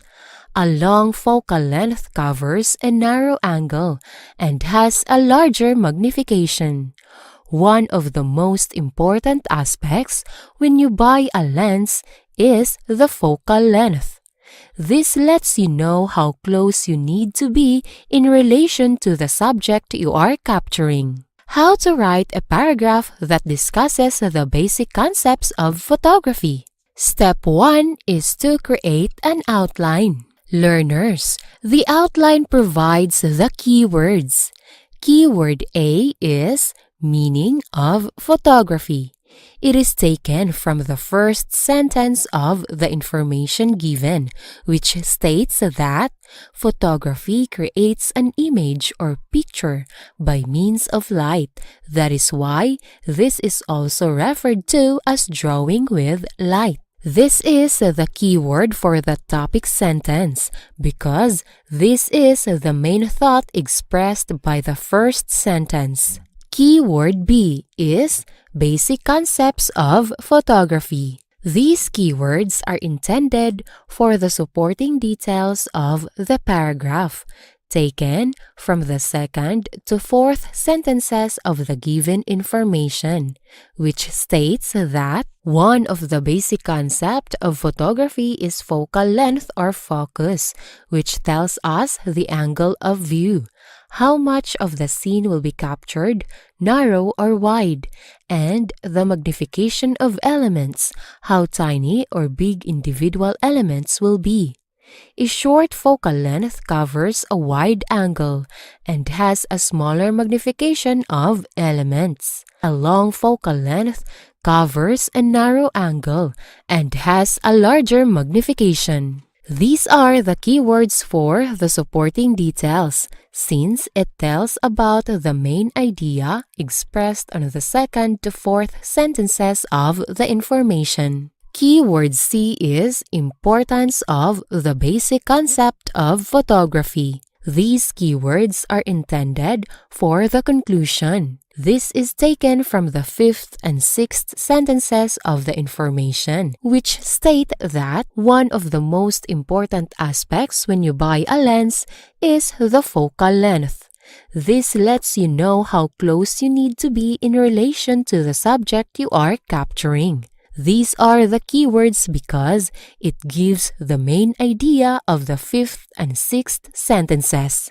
Step 2 is to write the sentences based on the outline. A paragraph that discusses on the concepts of photography has 3 parts. The first part is the topic sentence, which contains the meaning of photography. Based on the information, photography creates an image or picture by means of light. That is why this is also referred to as drawing with light. This is the meaning of photography. This is our topic sentence because this is the idea expressed by keyword A. The second part is the body, which contains the supporting details of the paragraph. As the keyword states, basic concepts of photography will be the contents of the body. These contents are found in the second to fourth sentences of the information that states, focal length or focus is one of the basic concepts of photography. It tells the angle of view, how much of the scene will be captured, narrow or wide, and the magnification of elements, how tiny or big individual elements will be. These statements gave the details on what is being referred by the keywords. The third part is the conclusion. Basing on the keywords, the conclusion shall contain the importance of the basic concept of photography. These details are found on the fifth and sixth sentences of the information that states, focal length lets you know how close you need to be in relation to the subject you are capturing. This sentence directly tells about the importance of the basic concept of photography. This sentence directly tells about keyword C, which is the importance of the basic concept of photography. Step 3. Connect the sentences. Learners, now for us to write the paragraph that discusses photography, write the topic sentence first, followed by the supporting details, and followed by conclusion, just like what is shown inside the box. Photography means creating an image or picture by means of light. That is why this is also referred to as drawing with light. Focal length or focus is one of the basic concepts of photography.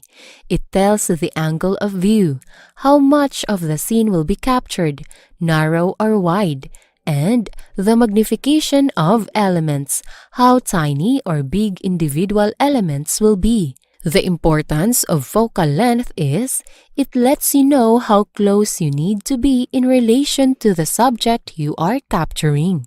Learners, we now formed a paragraph that discusses the concepts of photography. Now learners, for your activity, kindly open your printed materials, pages 6 and 7.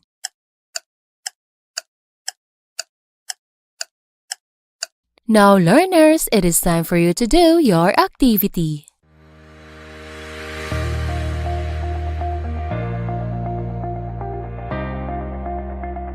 Sa ngalan sa kinatibuk-ang puwersa sa Tangub City Division, sa pagpanguna sa atong Schools Division Superintendent Agustin S. Isapi, ingon man sa pag-abag sa atong Assistant Schools Division Superintendent Lorena P. Serrano, ingon man sa pag-ayuda og suporta sa atong lokal nga kagamhanan pinaagi sa atong halangdong mayor, Mayor Jennifer Witan, kini inyong mga magtututlo sa kahanginan. Moingon kaninyo, daghang salamat sa inyong pagpakiguban sulod sa duha ka takna nga tulumanon.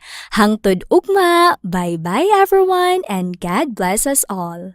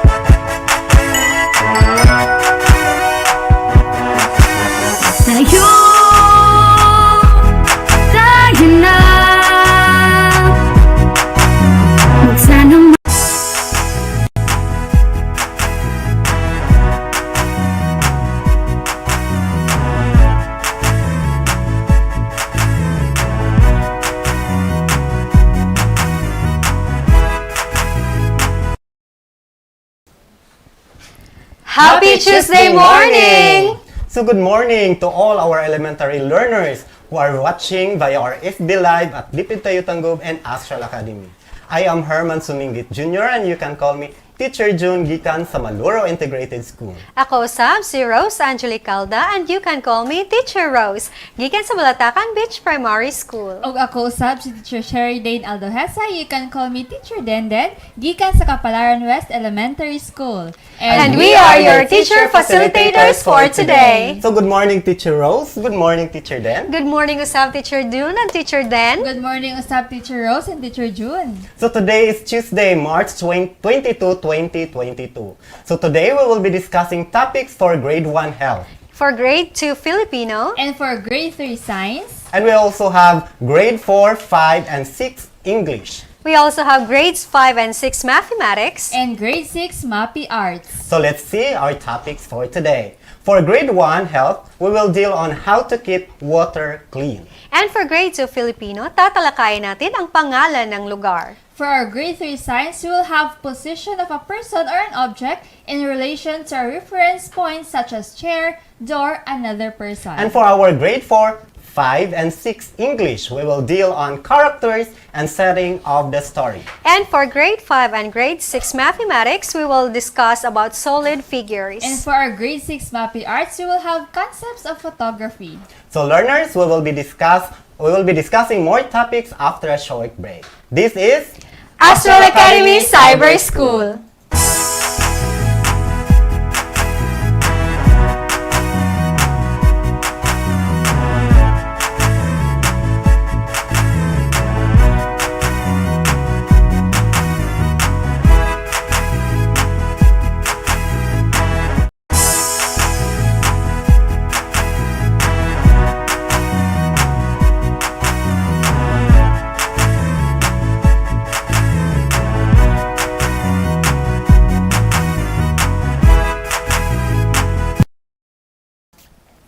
And we are back, still here in Astral Academy Cyber School. O karon adto na kita sa atong lection sa Grade 1 Health. Nga adunay competency nga tell how to keep water at home clean. So, unsa ni siya ka-importante, Teacher Rose? Yes, Teacher June. Importante kini nga inyong matun-an kay aron magpabiling limpyo ang tubig nga inyong imnon para malikay kamo sa sakit dala sa hugaw nga tubig. Sakto ka na, Teacher Rose. Tungod kay pagkahuman sa atong leksyon, inyo nang masulti kung unsaon nga magpabiling limpyo ang tubig sa atong panimalay. So, sa dili pa kita magpadayo, no? Teacher Rose, Teacher Den, at sa atong bagong leksyon karon, ato usang balikan ang atong leksyon mahitungod sa mga pamaagi nga magpabiling limpyo ang hangin sulod sa atong panimalay. Yes, so usa sa pamaagi para magpabiling limpyo ang hangin sulod sa atong panimalay, mao ang pagbutang og tanom sulod sa balay.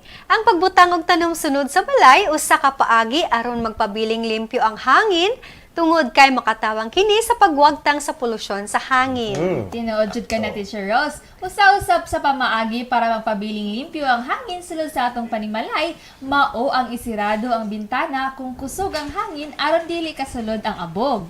Ang pagsirado sa bintana kung kusog ang hangin usa-usab ka pamaagi aron mapabiling limpyo ang hangin sulod sa balay aron dili makasulod ang abog nga mao'y magdala og sakit sama sa allergy o sipon. Sakto ka diha, Teacher Den, no? So, ang lain pang pamaagi usab mao ang limpyuhan permi ang panimalay. Yes. Ang pagpanglimpyo kanunay sulod sa balay usa ka paagi aron magpabiling limpyo ang hangin.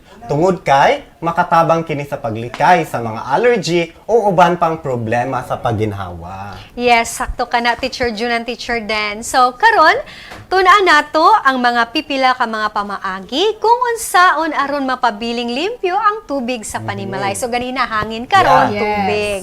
So, kinahanglang magpabiling limpyo ang tubig nga imnon para malikay sa sakit nga dala sa hugaw nga tubig. Kay kung magsakit ta, dili ta makabuhat sa atong adlaw-adlaw nga mga trabahoon. Yes, sakto ka na, Teacher Rose. So, mga bata, ang mga musunod, maipipila ka pamaagi kung unsaon aron mapabiling limpyo ang tubig sa panimalay. Una ni Ana mao ang kinahanglan nga dunay taklob ang sudanan sa tubig. Usa-usab ni Ana mao ang pabukalan ang tubig. Another is itago ang mga makahilo o makadaot nga chemicals layo sa sudlanan sa tubig. O hugasan ang kamot adi sir mohawit sa sudlanan sa tubig o manghugas sa kamot adi sir mohawit sa sudlanan sa tubig.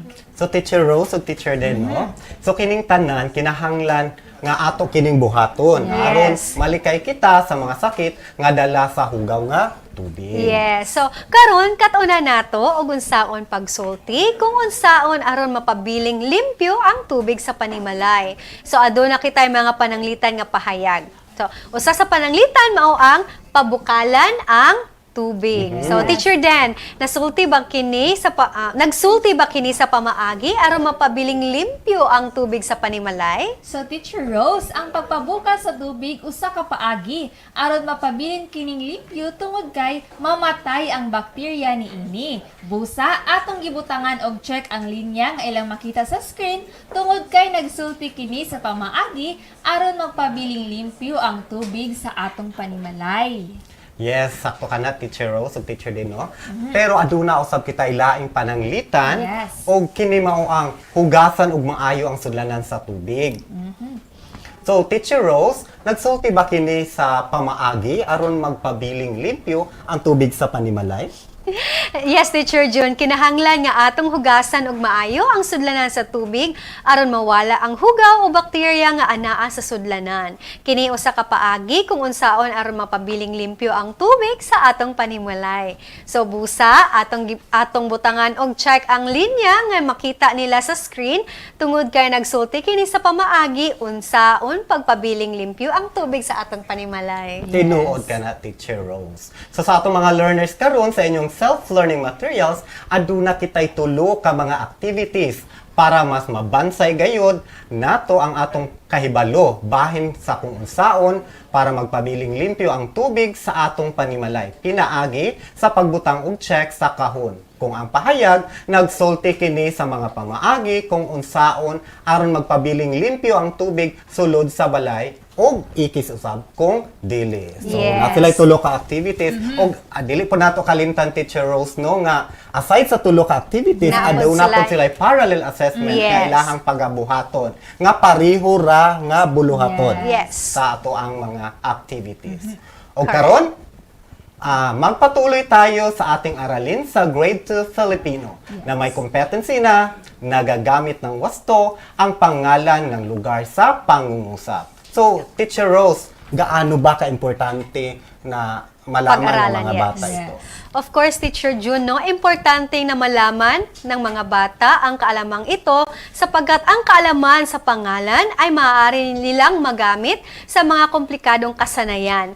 Makakatulong rin ito sa pagpapahayag at pag-ugnay ng sariling ideya, damdamin o karanasan. Tama ka, Teacher Rose. So, dahil pagkatapos ng aralin, inyo nang magagamit ng wasto ang pangalan ng lugar sa pangungusap. Pero Teacher Rose ug Teacher Deno, bago tayo dumako sa ating bagong aralin, atin munang balikan ang aralin sa paggamit ng wasto sa pangalan ng tao sa pangungusap. Yes. Ngayon, tingnan ninyo ang mga larawan ng mga halimbawa na nasa inyong screen. Ngayon, Teacher Rose, sino ang nasa larawan? Teacher June, ang nasa larawan ay isang guro. So, Teacher Dan, ano ang ginagawa ng guro sa larawan? Teacher Rose, ang ginagawa ng guro ay nagtuturo. Tama ka dyan, Teacher Dan. So ngayon ay pagsama-samahin natin ang mga ideyang nakuha natin sa larawan upang makagawa ng pangungusap gamit ang pangalan ng tao. So ano kaya ang magiging kasagutan dyan, Teacher Rose? Yes, Teacher June. Ito na ang pangungusap na ating nabuo gamit ang pangalan ng tao. Yes. So, ang guro ay nagtuturo. Yes. Teacher June at Teacher Rose, ngayon atin ang pag-aralan kung ano ang pangalan ng lugar. So una, talakay muna natin kung ano ang pangalan. So ang pangalan ay salitang tumutukoy sa ngalan ng tao, lugar o puok, hayop, bagay at pangyayari. At saka Teacher Rose at Teacher Den, ang pangalan ng lugar ay maaaring pantangi o pambalana. So, ang pangalan ng lugar ay pantangi kapag ito ay tumutukoy sa tiyak na pangalan nito. Halimbawa ng mga pantanging pangalan. Yes. Tanggob City. Pangalawang halimbawa, Maloro Integrated School. At sa pangatlong halimbawa, St. Michael's Parish Church. Yes, so inyong makikita sa ating halimbawa na ang mga pangalan ng lugar na binasa ni Teacher June ay nagsisimula sa malaking titik dahil ito ay tiyak na pangalan ng lugar o pantangi. Yes. Samantala, ang pangalan ng lugar ay pambalana naman kapag ito ay tumutukoy sa di-tiyak o pangkalahatang pangalan nito. At ito naman ay nagsisimula sa maliit na titik. Yes. Halimbawa, syudad, eskwelahan, at simbahan. So tama ka dyan, Teacher Den, no? So inyong makikita sa ating mga halimbawa na ang mga pangalan ng lugar na binasa ni Teacher Den ay nagsisimula sa maliit na titik. Dahil ito ay di tiyak na pangalan ng lugar o tinatawag na pambalana. Yes. Ngayon, atin ang pag-aralan ang paggamit ng wasto sa pangalan ng lugar sa pangungusap. Mayroon tayong mga halimbawa upang mas maunawaan nila ang ating aralin. Yes. So, tingnan ninyo ang larawan na nasa inyong screen. Anong lugar ang nasa larawan? So, Teacher Rose, ang lugar na nasa larawan ay isang parke. So, ang salitang parke ay halimbawa ng pangalan na tumutukoy sa ngalan ng puok o lugar at napabilang sa pambalana. Dahil tumutukoy ito sa di-tiyak o pangkalahatang ngalan ng puok o lugar at ito ay nagsisimula sa maliit na titik. Tama ka dyan, Teacher Den. Ngayon, Teacher Rose, base sa larawan na ating nakikita, so paano naman kaya natin mailalarawan ang parke? Teacher June, mailalarawan ko ang larawan na ito. I mean, ang parke, ang parke na nasa larawan ay malinis. So, ang mailalarawan ko ito na malinis. Yes. So, ngayon, Teacher Rose at Teacher June, atin ang pagsama-samahin ang mga ideyang nakuha natin sa larawan upang makagawa ng pangungusap gamit ang pangalan ng lugar. Okay, Teacher Den, atin silang tuturuan. So, sa paggawa ng pangungusap, gamit ang pangalan ng lugar, ay isulat natin ang una, pangalan ng lugar. Yes. Plus or dadagdagan natin ng paglalarawan sa pangalan ng lugar. So, therefore, Teacher Rose, Gamitin na natin ito, Teacher June and Teacher Den, sa pagbuo ng pangungusap gamit ang pangalan ng lugar. So, base sa ating larawan na ating tinalakay kanina, ang pangalan ng lugar ay parke. Tama ka dyan, Teacher Rose. At ang paglalarawan naman sa pangalan ng lugar na parke ay malinis. Kaya, kung atin itong pagsama-samahin, ang ating mabubuo na pangungusap ay ang parke ay malinis. tama ka dyan, Teacher Den. Ngayon, Teacher Rose at Teacher Den, magbigay pa tayo ng isa pang halimbawa para mas maunawaan ng ating mga mag-aaral ang ating aralin. So ngayon, ating mga mag-aaral, tingnan ninyo ang nasa larawan o nasa sa inyong screen na larawan. Yes. So Teacher Rose, anong lugar kaya ang nasa larawan? Teacher June, ang lugar na nasa larawan ay ang St. Michael's Parish Church. So, ang salitang St. Michael's Parish Church ay halimbawa ng pangalan na tumutukoy sa ngalan ng pook o lugar at napabilan sa pantangi. Ngayon, Teacher Den, base sa larawan, paano naman natin mailalarawan ang St. Michael's Parish Church? So, Teacher June, base sa larawan, mailalarawan ko na ito ay isang puok dasalan. Tama ka dyan, Teacher. Ang galing talaga ni Teacher Den, no, Teacher Rose?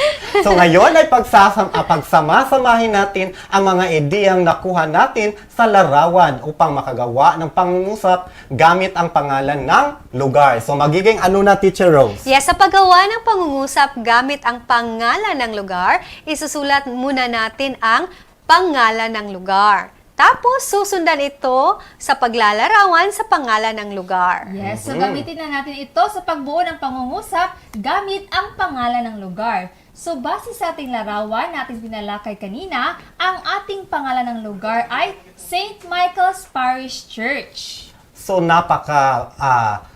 kanong pala ni Denden, no? So, napaka-bright ni Denden. Tama ka dyan, Teacher Den. So, ang paglalarawan sa pangalan ng lugar na St. Michael's Parish Church ay isang puok dasalan. Kaya, kung atin itong pagsama-samahin ang ating nabuo na pangungusap, ito ay magiging ang St. Michael's Parish Church ay isang puok dasalan. Yes. Tama ka dyan, Teacher June. So sa inyong self-learning materials, mga bata, mayroon tayong 3 gawain upang mas maunawaan ng ating mga mag-aaral kung paano gamitin sa pangungusap ang pangalan ng lugar. Ang gagawin ninyo lamang ay gumawa ng pangungusap base sa larawan gamit ang pangalan ng lugar. So learners, we will have more discussions when we return. This is Astral Academy Cyber School.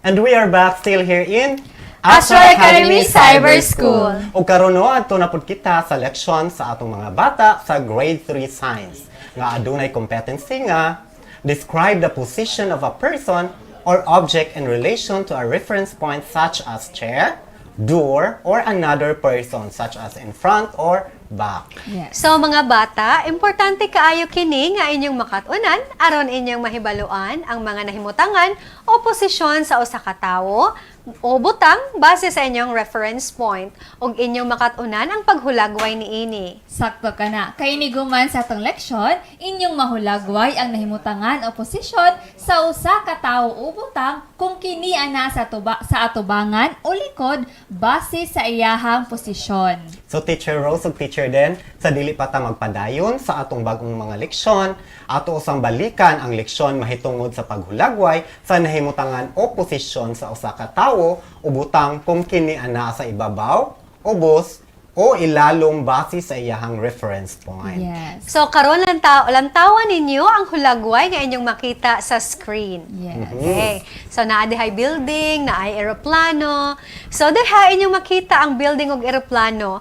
Karon atong ihulagway ang nahimutangan o posisyon sa eroplano base sa iyang reference point nga mao ang building. Building. So, Teacher Rose and Teacher June, sa paghulagway sa nahimutangan o posisyon sa eroplano, nga ana ang makita sa hulagway, base sa iyang reference point, muingon kita nga ang eroplano anaa sa ibabaw sa building. Sakto ka diha Teacher Den, no? So mao kadto ang paghulagway sa nahimutangan o posisyon sa butang base sa iyang reference point kung kini ba anaa sa ibabaw, ubos o ilalom. Karon Teacher Rose ug Teacher Den, padayon kita sa pagkaton sa paghulagway sa nahimutangan o posisyon sa usa ka butang kung kini anaa sa atubangan o likod base sa iyang reference point. Apan ato sang hibaluan kung unsa kining posisyon o reference point kay gabalik-balik bitaw dapat Yes. atong mahibaluan.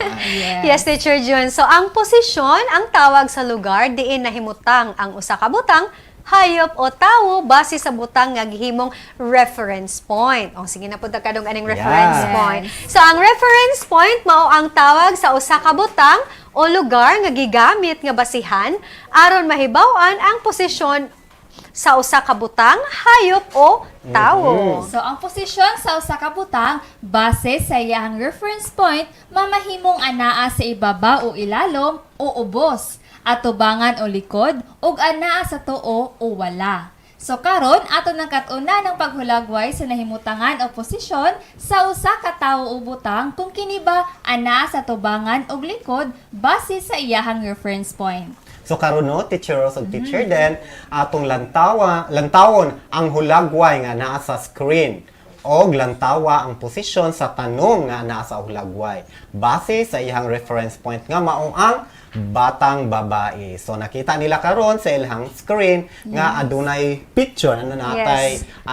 Tanom. Yes, Nabutay. nabutay babae, diba? Yes. Ang reference point nato ang kaning batang babae. So unsaon ka kini nato paghulagway no? Teacher Rose ug Teacher Den base ang reference point. Yes. So sa paghulagway, Teacher June, sa nahimutangan o posisyon sa tanom nga anaa sa hulagway, so base sa iyang reference point, atong sundon ang sumbanan. So naa jud tay sumbanan para makasulat atong mga bata. So isulat ang pulong nga ang. So ang sundan kini sa ngalan sa butang, hayop o tawo. So, base sa gipakita sa hulagway, dayon sumpayon sa hugpulong nga anaa sa ug sumpayan sa posisyon sa butang base sa iyang reference point ug isumpay ang butang, hayop o tawo nga nahimong reference point. So, tagsa-tagsaon siguro na ako, no? Teacher June and Teacher Sige. Den. So, ang unang isulat is ang pulo nga ang. Okay. Sumpayan sa ngalan sa butang, hayop o tawo base sa hulagway. Yes. So ang butang dito mao ang iyahang gisundan. Yes. Yes. Dayon sundan dayon na siya sa posisyon sa butang, atubangan ba? Yes. Likod, Sa likod, taas, oh, ubos.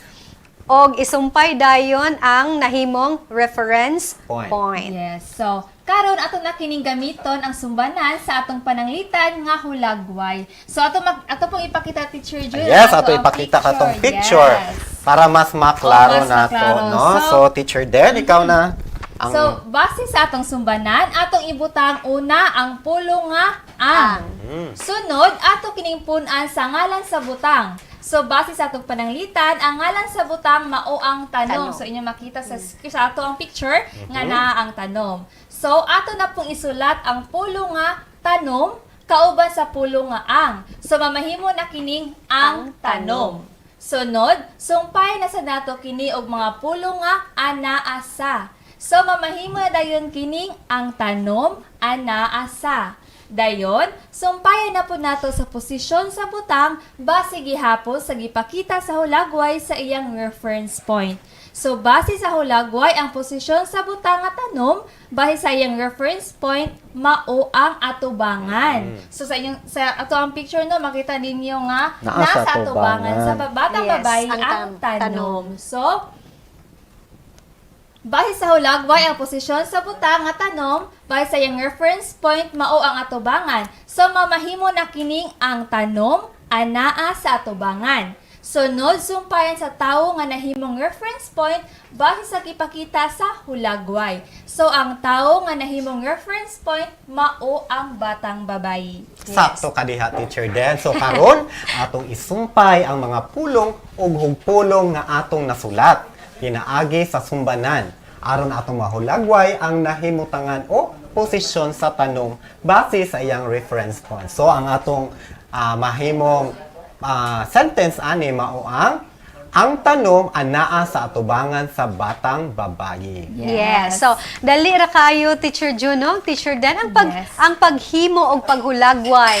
Then, basta ato lang sundon ang sumbanan.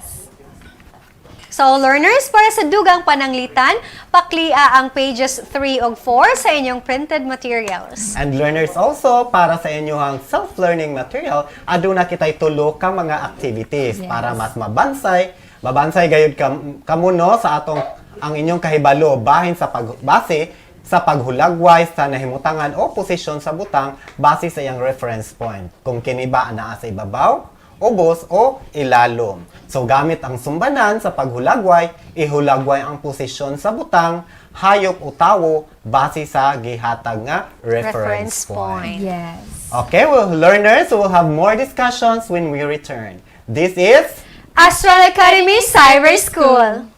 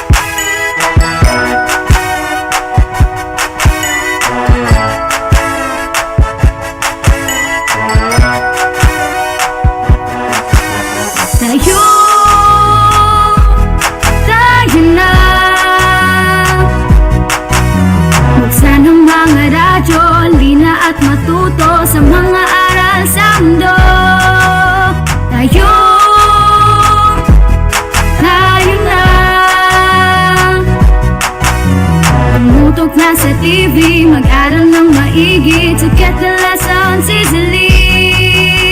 It's tangkop, tangkop, tangkop time. We learn all things, it's very fine, masaya. Tutok na. It's tangkop, tangkop, tangkop time. We learn all things, it's very fine, masaya.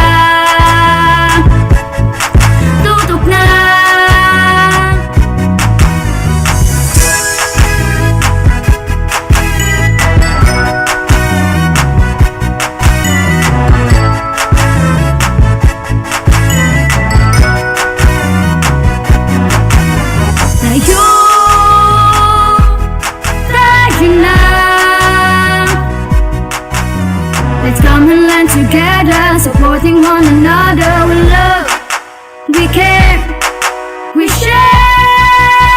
It's tangkop time. We learn all things, it's very fun. Masaya, tutok na. It's tangkop time. We learn all things, it's very fine. Masaya, tutok na. It's tangkop time. We learn all things, it's very fine. Masaya, tutok na. It's tangkop time. We learn all things, it's very fine. Masaya, tutok na. It's tangkop time. We learn all things, it's very fine. Masaya, tutok na. Tangkop time.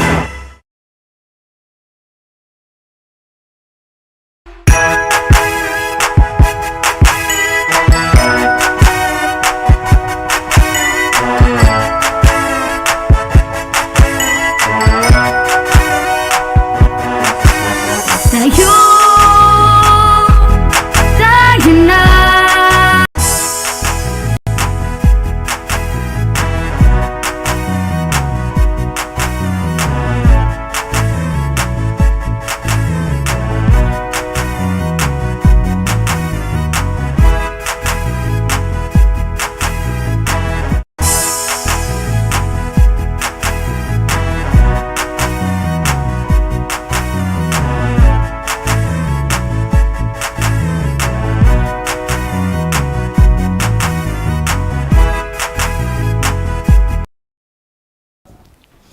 And we are back still here in Astral Academy Cyber School. And before ta mo padayon Teacher Rose ug Teacher Deno, Yes. atong i-remind ang atong mga kabataan nga aduna na ang atoang ikaduha. Nga attendance marker. Ikaduha nga attendance marker. Nasa Naka-flash na sa ibaba sa taas. inyong screen. Yes. Okay, now, Teacher Rose ug Teacher Den, now let's proceed to our lesson in English for grade 4, 5, and 6. So today, we're going to describe the characters and setting of the story. So, Yes. Teacher Rose, no, why do our learners need to learn the lesson? Yes, so it is important to study the characters and settings of the story because characters and settings are part of the important events in the story.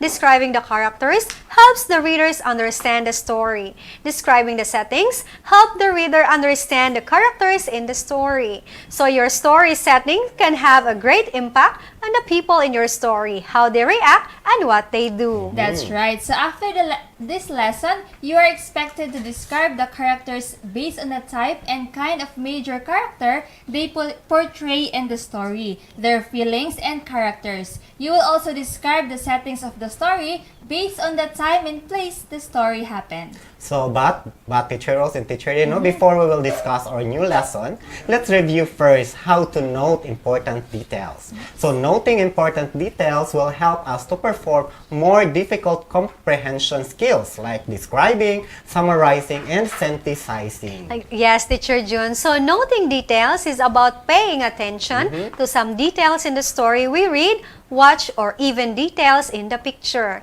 So example of these details are persons, place, time, reasons, and other details that are answerable by WH and H questions. So, usa din yung WH and H question, Teacher June and Teacher Den. So, mo ni siya ang who, what, where, when, why, how. Yes. Yeah, exactly. So now, let's recall a common story when we were still young. Actually, even adults loves to read this story too. So this story is the story of Little Red Riding Hood. You can also see and read the story inside the box on your printed materials, page 1. So now, learners, let's note details in the story we read by answering WH and H questions. So our first question is, who went to Granny's house? So Teacher Deno, Teacher Rose, based on the story we read, The answer is Little Red Riding Hood. So we use who in asking a question when we want to know about a person. That's right, Teacher June. So our second question is, what did the wolf do to be like Granny? So, Teacher Rose, based on the story we read, the answer is he dressed like Granny. So, we use what in asking a question when we want to know about a thing or action. Yes, that's Yes, correct. that's correct, Teacher Deno. So our third question is, where did Red Riding Hood go? Based on the story we read, the answer is she went to Granny's house. We use where in asking question when we want to know about a place. Yeah, so our fourth question is, when did Red Riding Hood visit Granny? So based on the story we read, the answer is she visited Granny in the morning. So we use when in asking a question when we want to know about the time, day, or the day. That's correct, Teacher June.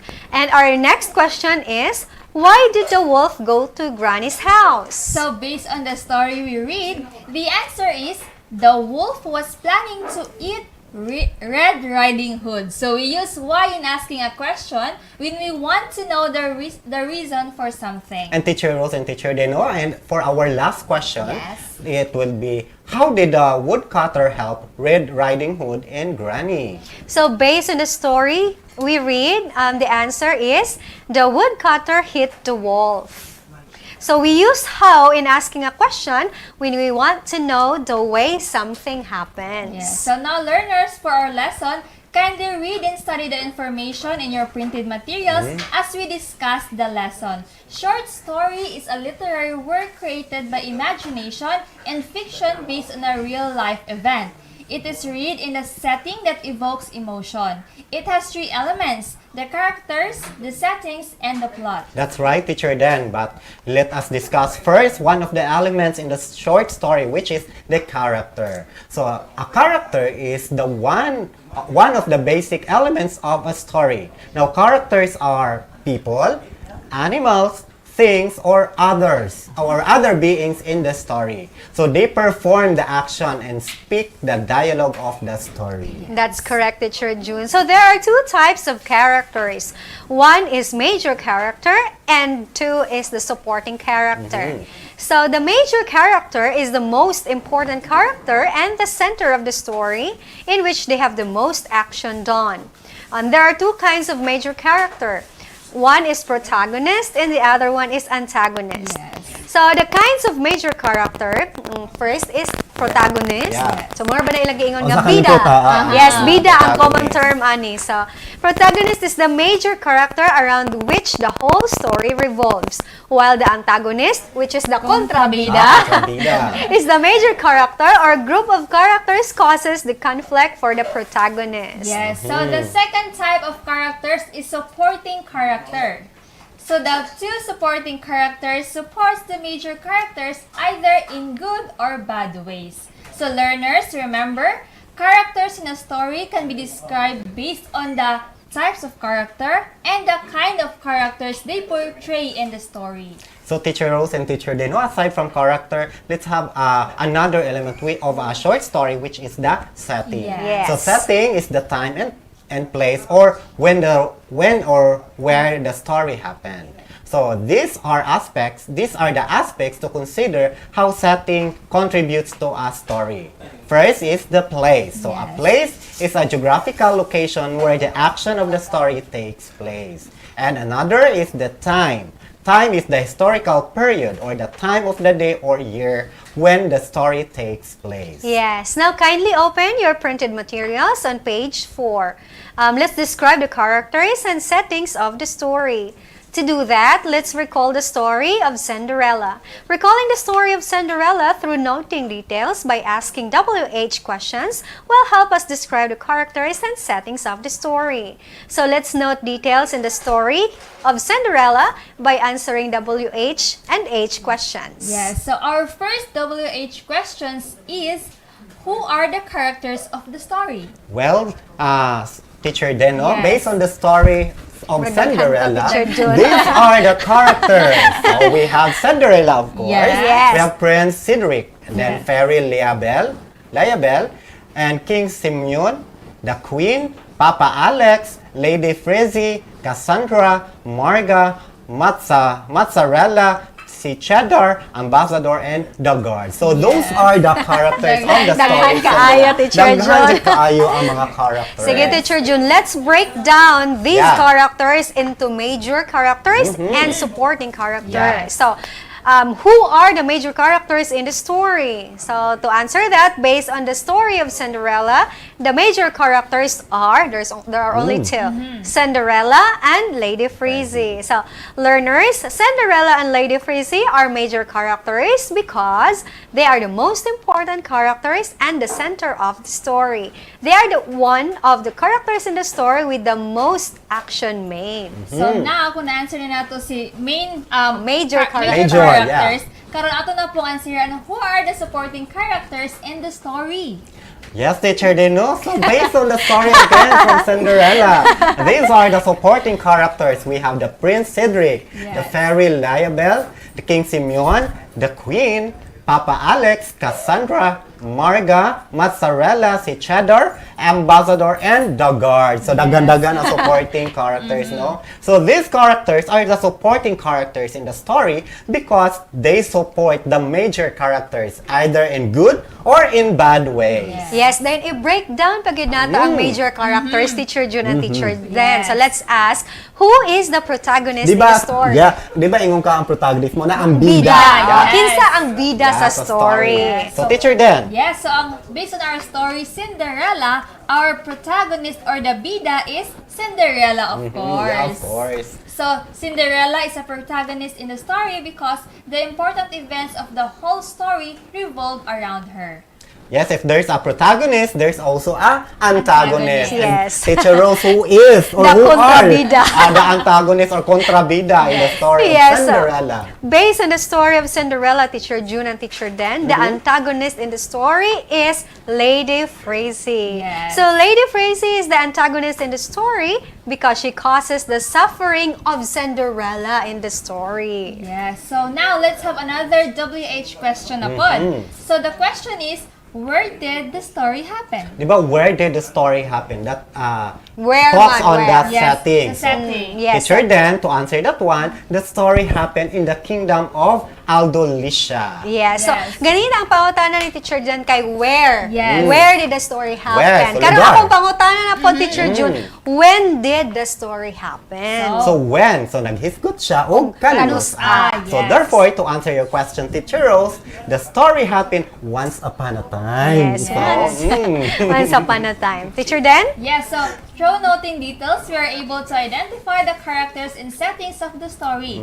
Now, kindly open your printed materials, page 7. Let's use a graphic organizer to describe the characters and settings in the story. So kindly take a look inside the graphic organizers that you can see in your printed materials. Yes. So nakita nila, no? Yes. Yes, in our Yes, organizational, graphic graphical organized. Yes. So, in the story Cinderella, there are two types of characters, the major characters and the supporting characters. So, Cinderella and Lady Freezy are the major characters. So, Cinderella as the protagonist and Lady Freezy as the antagonist. Yes. Teacher Den? Yes, so the supporting characters are Prince Cedric, Fairy Liabel, King Simeon, the Queen, Papa Alex, Cassandra, Marga, Mozzarella, Cheddar, Ambassador, and the Guards. Now, the setting of the story is in the kingdom of Andalusia. It happened once upon a time.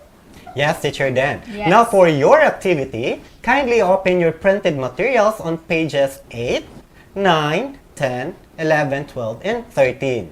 Now for your first activity, read the story below. Describe the character and setting of the story by answering the questions. Yes, and for your second activity, based on the answers provided in the first activity, describe the characters and setting of the story using the graphic organizer. Yes, and for your third activity, read the story below and describe the character and setting of the story by answering the questions. Complete the graphic organizer below. So learners, learners, we will have more discussion after a short break. This is Astral Academy Cyber School.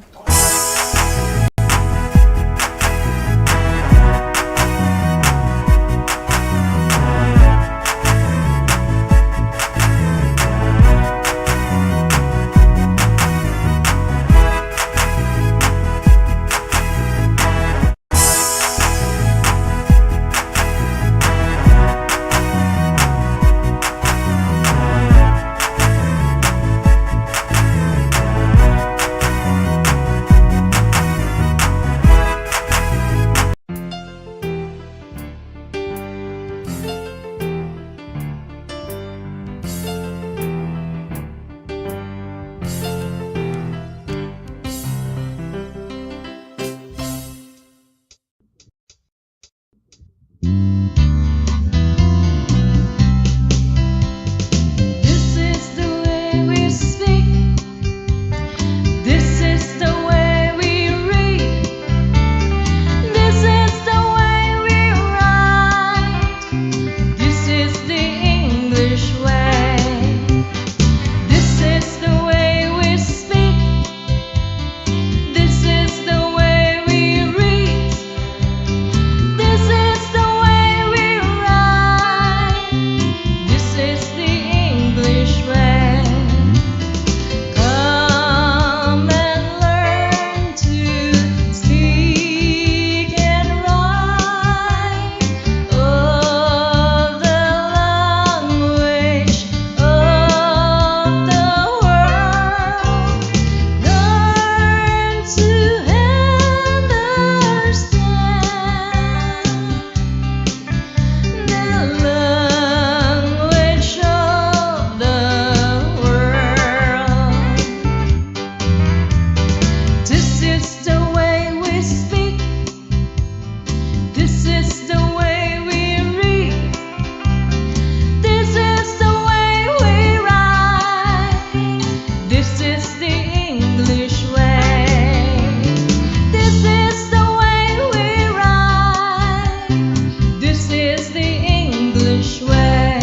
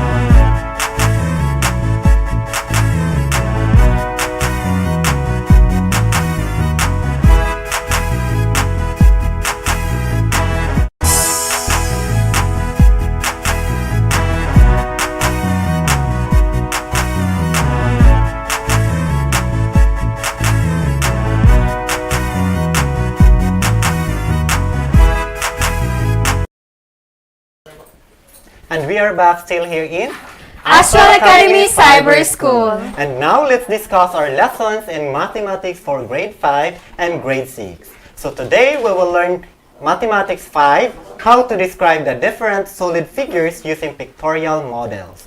Yeah, so this lesson will help you understand deeper what solid figures look like, their physical features, and how each of them differs from the others. This would also let you realize that solid figures are found everywhere and we are using them every day. Yes, so learners, at the end of the lesson, you will be describing the different solid figures using pictorial models. So teacher, then remember that solid figures has a face, the edge, and vertex. So these features made up the three-dimensional figures. That's right. So for example, a rectangular prism. So in ani, Yeah. Teacher Jun and Teacher Dan. So nashay ko ano, we Yes. have the face, You have the face, the edge, Yes. and the vertex. Ang vertex ito siyang where the edges nga, nag-meet nagsumpay. up. Yes. Yeah. So face, kamo ni siya ang face kanang atubangan.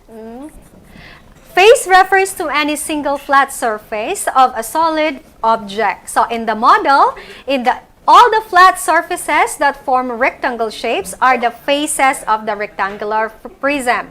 So all in all, a rectangular prism has 6 faces. So 6 faces man, Teacher June, kaya ang front, ang back, dayon ang bottom part, ang upper part, then ang side by side. So muna siyang 6 ang iyang faces. Karon ato na pong ilailahon si edge. So the edge or the side is a line segment on the boundary joining one vertex or corner point to another. The edge or the side is the individual line segment drawn. When they are connected, they form faces and vertices of the solid figures. So rectangular prism has 12 Daghan kaayo, Teacher. Yes. Sige, Teacher Dan. So aside from that, Teacher Den, no, sa face, the edge, we also have the vertex. So vertex is a point where 2 or more lines meet. So muna ako gingon nga sila nag-meet. It is a corner and the point of intersection of edges. So the vertex is the point where 2 or more edges meet. Yes. So in the model, the encircled areas are the 8 vertices of the rectangular prism. Kanang So isumpay. 8 vertices. Asa sila nag-abot, no? Sila nag-abot. Yes. Okay, so in your self-learning material, you can see the table that contains the solid figures, its features, and a sample pictorial model. So on the first column, you can read the name of the solid figures. On the second column of the table, you can read the features of the solid figures. And on the third column, you can read you can see the pictorial model. So now let us learn how to describe the solid figures using the pictorial model. Yes, so now look at this sample pictorial model. So, tingnan pa tayo natin. Murag ka na siya, Teacher Dan. Rectangular prism or mangyapon na. Okay, so this is a rectangular prism. It has 6 faces, Yes. 12 edges, and 8 vertices. Vertices. So the number of faces, vertices, and edges can be counted by looking at the model. So Yes. remember that faces are all the plane surfaces of the figure. In a rectangular prism, there are 6 rectangular faces. Yes. Yes. Yes, now let us count the number of faces, Teacher June. So yes, Teacher Den, no? The vertices of a solid figure are the pointed part wherein the lines meet. So the rectangular prism has 8 vertices. So now let's count the number of vertices. So let's see kung 8 ba yun. So this is the first one. 1, 2, 3, 4, 5, 6, 7, and 8. So sakto atong tubag, Teacher Den and Teacher Rose. We have 8 vertices. Yeah, so the edges are the lines used to create the figure. So they may be straight or curved lines depending on the solid. So the rectangular prism has 12 edges or sides. Let's count the number of edges, Teacher June and let's Teacher Dan. count. So 12 daw sila kabuo. Let's see, na? 12 karon ato Ang edges ka ng mga linya. Yeah. Yeah, so 1, 2, 3, 4, 5, 6, 7, 8, 9, 10, 11, 12. Yes. So 12 the idjud ang iyang edges, Teacher June, Yes. Teacher Dan. So let us form now the sentence that describes the rectangular prism by following the format. So, rectangular prism is a solid figure with 6 rectangular faces, 8 vertices, and 12 edges. Yeah, so actually, Teacher, then we follow format man in Yes. writing the description. Yes. So in writing the description, you have to write first The name of the prism. the solid figure, Yeah, the solid and then figure. followed by the number of faces, the number of vertices, and the number of edges. Yes. That's why we were We come able up to to- write yeah. the description. The description. Yes. So Na rectangular prism is a solid figure with 6 rectangular faces and 8 vertices and 12 edges. that's correct. So now learners, kindly study the remaining example which is found in your pointed materials. For your drills or activities 1, 2, and 3, describe the solid figure shown in the pictorial model using the given format. That's correct. So, nahuman na tanong sa ato So, ang yes, naklaro na to. mathematics sa grade 5 and grade Yes. 6. Now, let's proceed to our lesson in MAPI Arts for our grade 6 learners. So, today we will learn in Art 6 the concepts of photography and how to discuss it. Yes. So this lesson is important because you will learn the different concepts of photography. This knowledge will give you a background on the basics of photography which you could apply to take photographs. That's right, Teacher Dan. And at the end of the lesson, you will be discussing the different concepts of photography. Yes. Now for our lesson, kindly read and study the information in your printed materials, page 1. Yes, Yes. now, since we'll be talking about photography, I'd like to show them An image an of image of, a camera. yes, a camera. Camera, So yes. that is a camera. This is also another camera. Camera. Okay, so this one, Teacher June and Teacher Dan, is a camera phone. So Yes. this is a mobile phone which will able to capture photographs and often record video using one or more built-in digital cameras. Yes. And a photo and shoot camera, also known a compact digital camera, this one, muna kasagarang ginagamit. Yes. And sometimes abbreviated to P&S, is a still camera designed primarily for simple operation. Yes, so these cameras are used for photography. Photography comes from the Greek words photo and graph. Photo means light and graph means drawing. An image or picture is created by means of light. That is why this is also referred to as drawing with light. So now let's learn the basic concept of photography. Yes. So the basic concepts of photography should be learned in order to achieve a good photo result. So the concepts of photography are focal length, the exposure, the aperture, the ISO number, and the shutter speed. Yes, so daghan pa kay tag makita nga Yeah. ani labi na jud diri sa cellphone nga camera Yeah, kini daghan siya kay mga ginagamit kayo ni nato features. karon. Yes.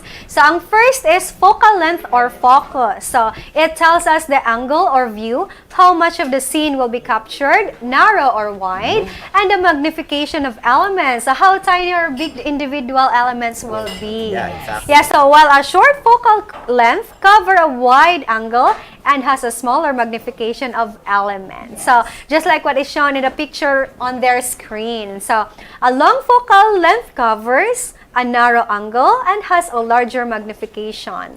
So katong 135 mm shorter focal length na siya, layo. Samtang ang 300 mm longer focal point na siya. So, pwede siya i-zoom doon. in. Yes, Yeah. zoom in, zoom. Yeah. So the next concept of photography is exposure. So exposure simply means the brightness or darkness of a photo. There are 3 types of exposure. If the picture is too dark, the image is less exposed, just like what is shown in the picture on your screen.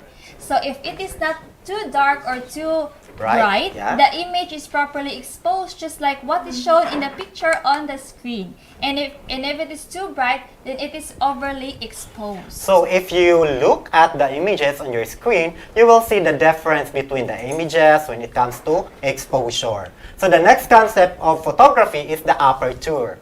The aperture is the opening in a lens through which light passes to enter the camera. So an aperture could either be large or small.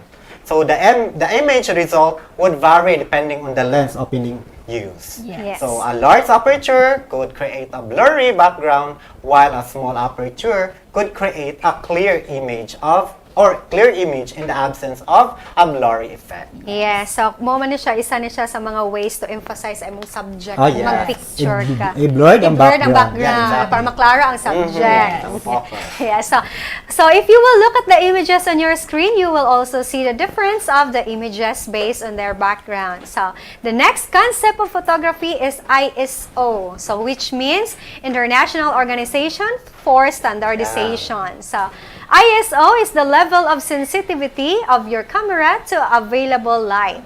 So low ISO number is less sensitive to light, and a high ISO number has a greater sensitivity to light. Yes, so look at the sample image on your screen. So you will see that the left side of the image is a little darker because it is less sensitive to light, and the right side of the image is lighter and clearer because it has a high sensitivity to light. Then the next concept of photography is the shutter speed. So what is shutter speed? Shutter speed stands for the length of time the camera is open to expose light into the camera sensor. So low shutter speed creates blur action, while the fast shutter speed creates freeze action. So this is usually what we use for taking photographs, Teacher June and Teacher Den, when the subject is moving. So for example, kanang dagayday sa tubig, flowing of water. Ang common dyan, Teacher June, magdaga ng sakinan, then magpicture. Yes. So the image on the left side used slow shutter speed, which creates blur action. So while the image on the right side used fast shutter speed, since it creates freeze action. Yes, so now, let us learn how to discuss the basic concepts of photography. In discussing, use your knowledge on constructing a paragraph. Remember, a paragraph is composed of a topic sentence, a body, and conclusion. So now, learners, as an example, we will discuss to you first the basic concept of photography. So on your printed materials on page 3, you will find sample information on the basic concepts of photography. So how to write a paragraph that discusses the basic concept of photography? First, we have 3 steps to follow. First is create an outline. Second, write the sentence based on the outline. And the third, connect the sentences. Right, Teacher Rose? That's right, Teacher June. So for step 1 is to create an outline. So the outline that we will follow is the outline for writing a paragraph. A paragraph has 3 parts. So the topic sentence, the supporting details, and the conclusion. So based on this outline, we will going to create the discussion of the basic concept for photography. So for topic sentence, we will write the meaning of photography. And then the body or the supporting details will have basic concept of photography. And for conclusion, will be the importance of the basic concept of photography. Yes, so now learners, the outline provides the keywords. So the keyword A is meaning of photography. It is taken from the first sentence of the information given. So this is the keyword for the topic sentence because this is the main thought expressed by the first sentence. That's right, Teacher Dan. So keyword B is the basic concepts of photography. Now, these keywords are intended for the supporting details of the paragraph taken from the second to fourth sentences of the given information. Now, these supporting details will tell about the main idea of the paragraph. While keyword C is the importance of the basic concept of photography. These words are intended for the conclusion, and this is taken from the 5th and 6th sentences of the given information. Yes, now that we are done with the step 1, let's proceed to step 2, which is to write the sentences based on the outline. So first is our topic sentence. Ato ibutang dira ang meaning of photography. So the meaning of photography is photography creates an image or picture by means of light. That is why this is also referred to as drawing with light. And for our body or the supporting details, which is the basic concepts of photography, we will write focal length or focus is one of the basic concepts of photography. It tells the angle of view, how much of the scene will be captured. It's either narrow or wide. And the magnification of elements. It's how tiny or big the individual elements will be. Yes, and for the third, which is conclusion or the importance of the basic concept of photography, we will write focal length lets you know how close you need to be in relation to the subject you are capturing. Yes, so from these sentences, let's proceed to step 3, which is to connect the sentences for us to write the paragraph that discusses the basic concept of photography. So let's start by writing the topic sentence first, followed by the supporting details, and followed by a conclusion. So kindly read in your screen the sample paragraph that discusses the basic concept of photography. Now learners, for your activity, kindly open your printed materials on pages 6 and 7. Now learners, it's time for you to do your activity. Yeah, so based on the information given in the drill part of your self-learning material, discuss the basic concept of photography. Don't forget to follow the 3 steps in writing the paragraph. And Teacher Rose and Teacher Deno, at this time, we would like to remind our learners that the third attendance marker is now flash sa inyong Yes. screen. Yes. Please take note. Take note of that because that will serve as your attendance for the day. Yes. Yes. O teacher Rose, o teacher Dinon, din natapos ang atong Martes nga klase. Sa ngalan sa kinatibuk-ang porsa sa Dipit Tanggub, hangtod sa sunod nga higayon. Ako si Teacher John. O ako si Teacher Ug Rose. ako usab si Teacher Denden. O Kami ang Team Tuesday, hangtod sa sunod nga higayon. This is Astral Academy Cyber School. Bye!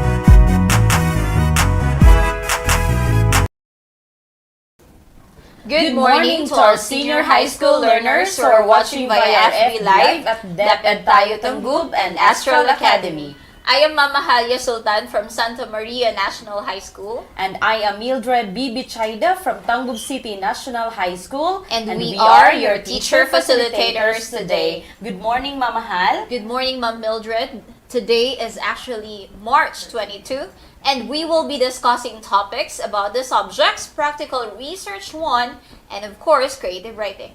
Yes, so this morning we will be discussing topics on Practical Research 1, and the learning competencies are selects relevant literature, cites related literature using standard style, synthesizes information from relevant literature. So learners, it is very important to study these competencies because first, it will help researchers recognize and define a research problem. Second, it guides the researcher on what to do and the mechanism of research methods. Third, it also provides thoughts to advance with the study until its conclusion. Fourth, it will enrich your background knowledge on your research topic that will enable you to establish a good groundwork or course of your research endeavor. And lastly, selecting, citing, and synthesizing related literature develops skills in searching, reading, paraphrasing, writing, and even creating your own page of article after reviewing a whole bunch of related sources. So learners, please bear with us attentively as we go on to our virtual discussion this morning. Alright, so well, that's true, Ma'am Mildred. So, in this part of the study, you will explore the process of reviewing related literature. So, what is literature first? According to Ridley in 2012, literature is an oral or written record of man's significant experiences that are expressed in an ordinary manner. It is conveyed directly or indirectly through expressions. Direct expressions are in books, journals, periodic papers, and online reading materials. Alright, so indirect expressions are not written or spoken at all, but it is a mirror of image of his environment. So for example, or furthermore, the review of related literature is one of the main second chapter. Yes, that is correct. Second chapter. It gives the overview of all the writings related to a specific topic. This is according to Prieto and Abel and Carey in 2017.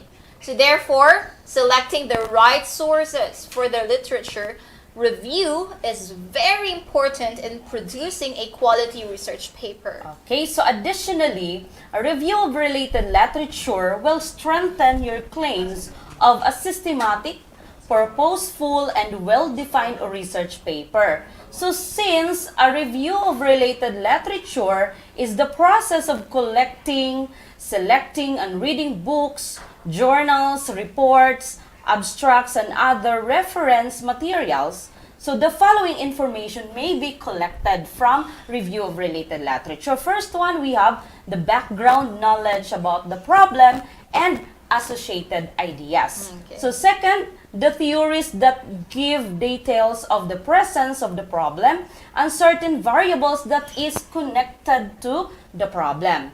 Third, data that prove the occurrence and gravity of the problem. Fourth, detailed and broad results of related studies. And lastly, the gaps and recommendations for additional studies specified in related studies. So basically, mamahal, the significance and rationality of related literature and studies is to find out the similarities and differences between the past and present studies. So to get ideas into the critical and controversial aspects of the problem. Yes, that's right. So it is also very much important, learners, that you take note there are a lot of ways to bring in the flow of literature review that will help you develop your research. So frequently asked questions in how to proceed in the conduct of literature or in the making of literature review includes first,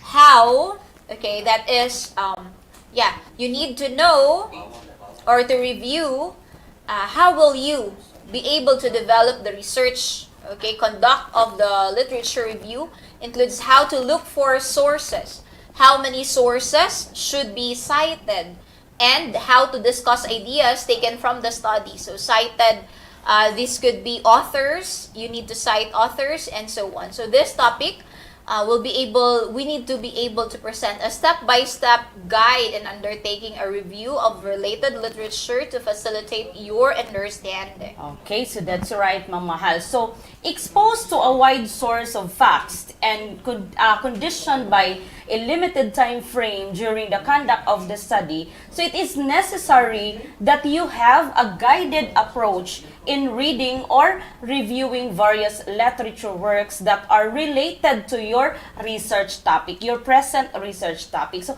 here are some points to consider in an effective literature review. So we have here step 1, search for the literature. So there are many sources of information available, such as in the internet, books, peer-reviewed articles in journals, publications, and published works could also be, like thesis and dissertations. So it could be in detailed and comprehensive accounts of a research work submitted for a higher degree at the university. So then conference proceedings, no? The brief summaries of the research work presented at conferences. So the books, leaflets, posters, blogs, and other library materials, either offline and online. Alright, the step 2 in these guidelines is that reading and citing source of material. So in reviewing related literature, we need to come up with ideas borrowed from someone else. Therefore, it is but polite, honest, and of course a courteous way to learn to acknowledge other people's intellectual rights and to avoid plagiarism. So the following are the 3 terms to express recognition of authors' ownership of borrowed ideas according to Sharp in 2012. First, of course, is acknowledgement. It identifies individuals who have contributed to the making of the manuscript written at the end part or at the start of the paper rather. Yes. Next, of course, would be the references or bibliography. So a whole list of literary materials including all books, journal, thesis, and dissertations along with other sources mentioned above. References are including or arranged alphabetically in some papers or in order of sequence as it comes out in the paper. But usually, we know that they are arranged alphabetically. So this holds the summary of the information of all the sources. Information needed in making the references list include any of the all of the following are there. So first, of course, you need to have the author's name, date of the publication of the source. We also need to include the page number where we can find the information, the publisher, the place of publishing, and the volume, edition, and also other information. Like, for example, the date of access, when was the information retrieved. Okay, so for example, no, in references, so we have here Bautista P. Okay, benefits to teaching hydroponics in the classroom. So August 15, 2014. Then the URL. Okay? Yes, the complete URL. Yes. So it begins usually with https://blag.zipgrow.com/teaching hydroponics in the classroom. So Okay, these are so- just some examples. And we can have this either in APA or we can have this in different citation like MLA. So depending on the style book we are using. Okay, and the third one, we have citation or in-text citation. So this is a referring author within the main body of the text. So citations can be done by paraphrasing, summarizing, or through quotation. So it can be written in the beginning of a text, within the text, or at the last part of the paragraph. Okay, so learners, a flash in your screen is an example of citation or an in-text citation. So you have there Sanchez 2015 found open and out, close parenthesis. yes, open and close parenthesis, the date or the Date, year, year of publication. So found out building food systems that are more sustainable, resilient, and responsive. So the term found there is highlighted in the PowerPoint presentation because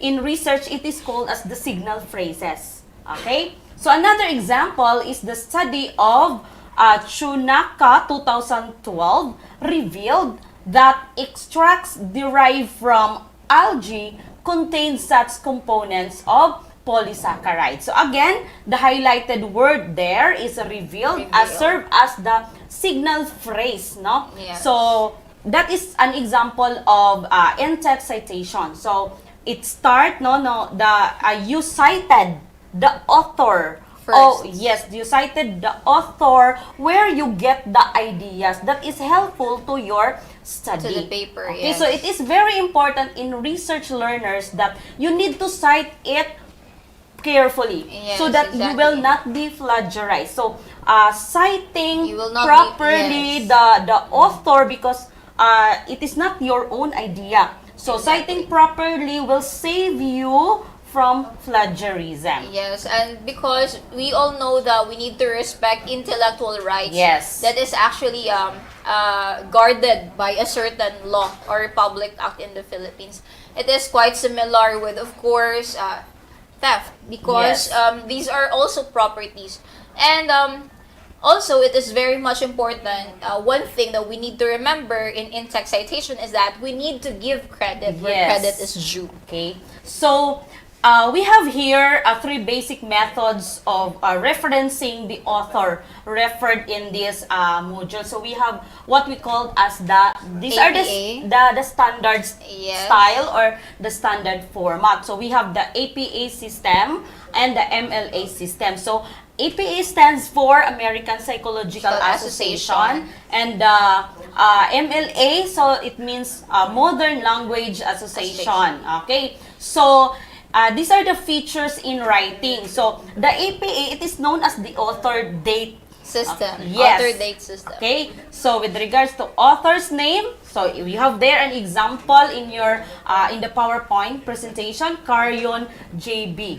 Okay, then in the MLA system, so Carrion Johnny. So we include the yes, first name of the author. So the title of the reading material. So you are going to write the for example, phenome-based learning, the new approach. So while in MLA, so the phenome-based learning colon, the new approach, or phenome-based learning, the new approach. With regards to copyright, so you can see the difference from the example between the two standard styles. So Carrion GB 2019. So it is included, no? First one. While in the MLA, the copyright date must be put at the end of the end part of the reference. Okay, so another step, Mamahal. Okay. More discussions first. Maybe we can discuss the next step after a short break. This is still Astral Academy Cyber School.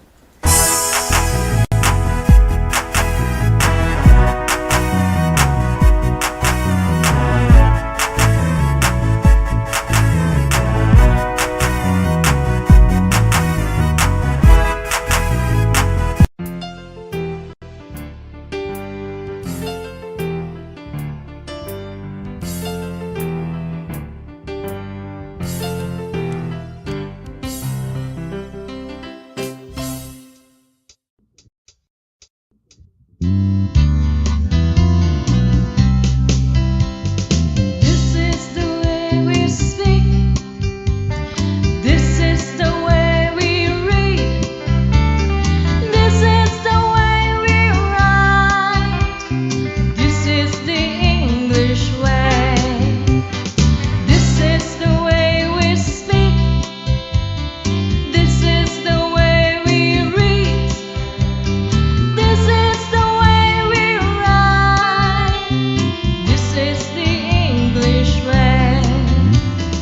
Come and learn to speak and write of the language of the world. Learn to understand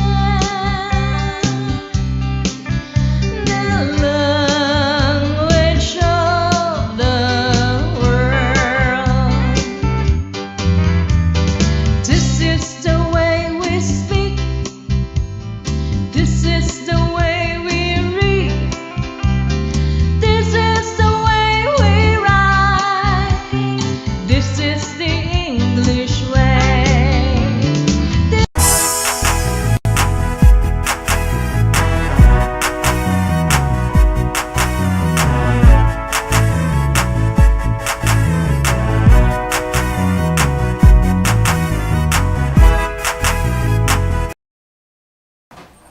And we are back still here in Astral Academy Cyber School. Alright, Ma'am Mildred, we will proceed right up to where we stopped a while ago. Yes. So that is on the third step. So the step number 3 is to creating or synthesizing your review of related literature. So developing your review of related literature by gathering ideas from other researchers can be done by some patterns or techniques like paraphrasing, quoting, and summarizing. So, in doing so, we may either change the arrangement of ideas or the structures of language by using synonyms, changing format of words, by comparison, contrast, chronological order, passive-active sentences, inductive-deductive order, or by fusing opinions with the author's ideas. So in quoting, a part of the author's words are repeated in writing, but the page number of the copied text should be written. Ideas must be essential and quoted judiciously, meaning with full understanding, of course, of the intended message of the author. So summarizing, it means that we need to give a shortened version of the original text expressed in our own language, speaking only the most important details for our paper, and of course paraphrasing. So on the other hand, permits us to explain our ideas in our own words. Okay, so those are actually the ways on how to synthesize the things that you have read from reviewing literature. That's okay, right. so well, Mamahal, so that's the end of our discussion in Practical Research 1, and at this point, it is time for our learners to answer our activity. Learners, in your printed learning materials on page 4, we have 2 activities. The first one, so you have there the directions. Select the most important pieces of literature relevant to your present topic and fill in the given format below. So at least 2 sources in the literature must be again relevant to your research topic. So you have there a source like book, journals, Yes, ebooks, magazines, web, and others. So you need to specify it. Then the name of authors, the title of the book, title of article, a year of publication, place of publication, and of course the name of publisher. So URL, if it is applicable. For That's the right. activity two, number 2, you just need to read 3 sources of information related to your chosen research topic and online libraries or databases and other sources. So cite portions of the article that are close to your chosen interest of topic. So that's it. So up next, we will have creative writing subject. So this is still Astral Academy Cyber School.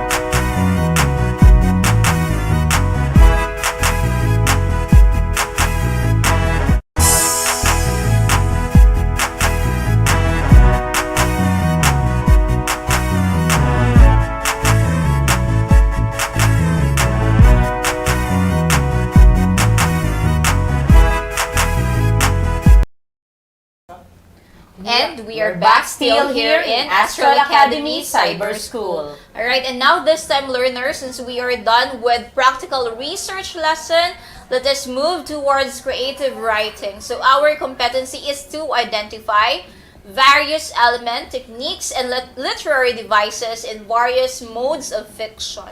So humans, as we all are, we have distinctive feature which of course define us, something that is unique, something different that sets us apart from the rest.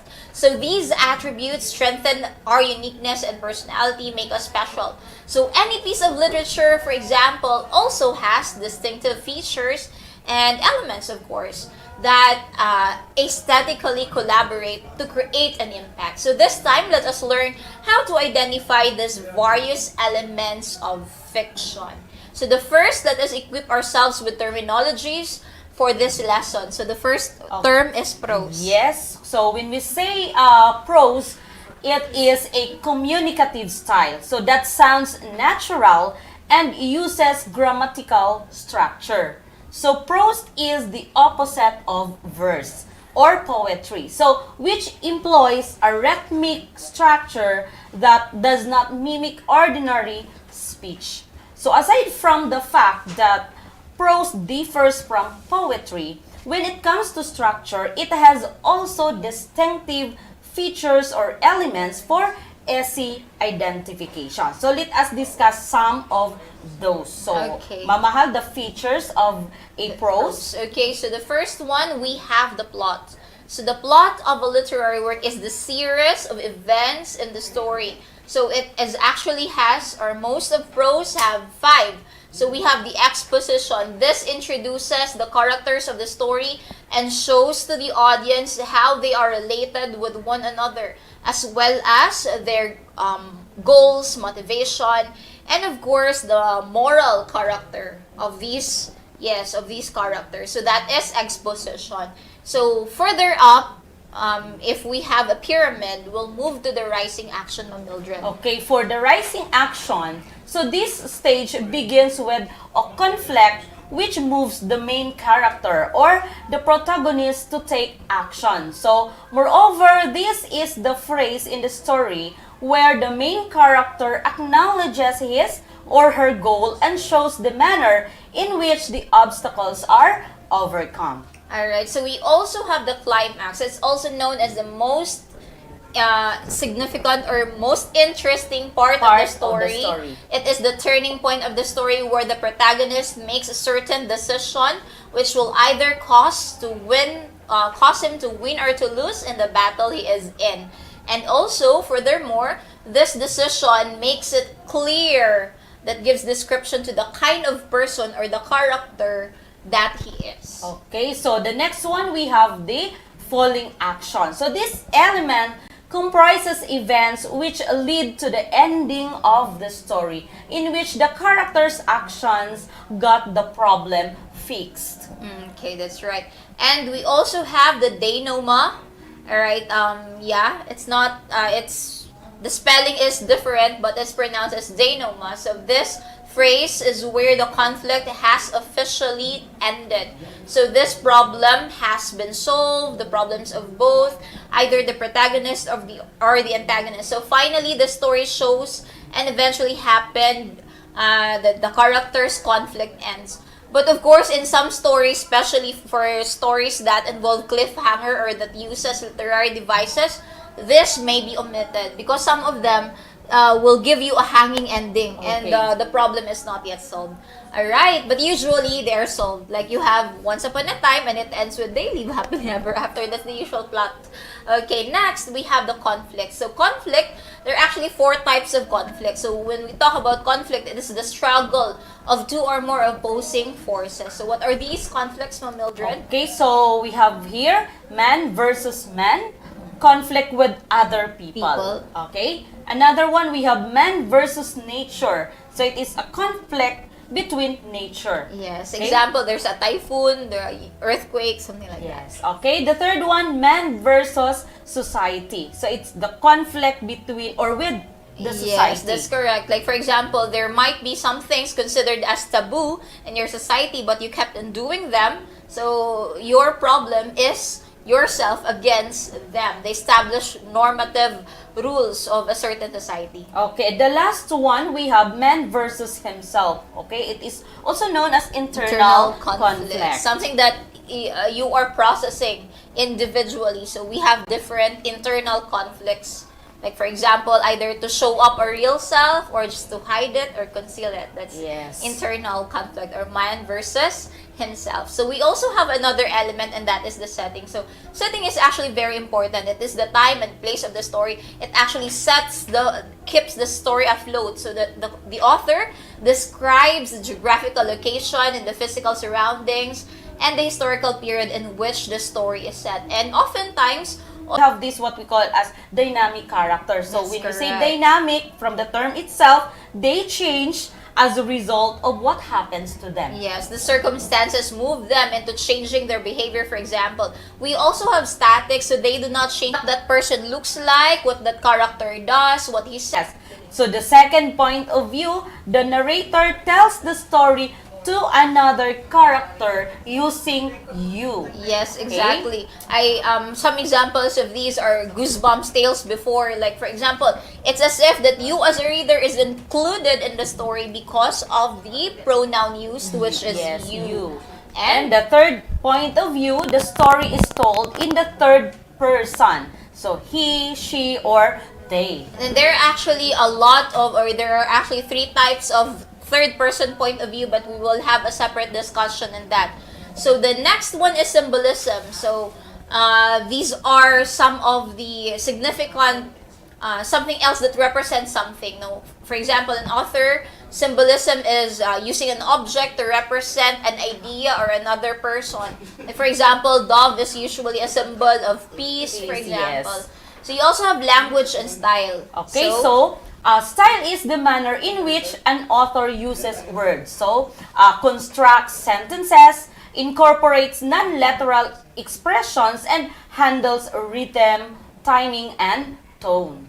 Okay, and lastly, we have the theme. So the theme is the statement or opinion of the author is making about life or society in general. So this element of fiction or prose, for example, is considered as the central or the dominating idea in a literary work. So basically, it refers to the general message of the story to its readers, and it is the moral of the story. It is the certain value attached to a literary work. So, dear learners, stay tuned because we will be right back after a short break. This is still Astral Academy Cyber School.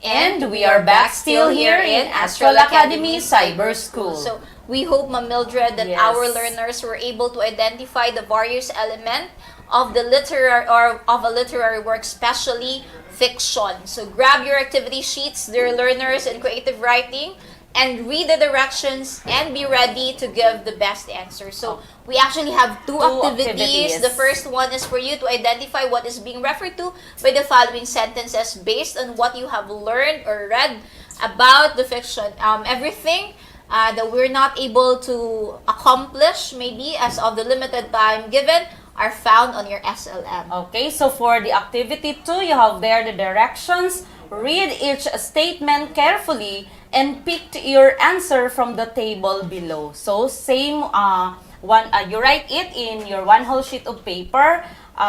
You write your answer. So this has been Mildred B. Bichayda from Tangub City National High School. And I am your Mama Halia T. Sultan from Santa Maria National High School. This is Astral Academy Cyber School.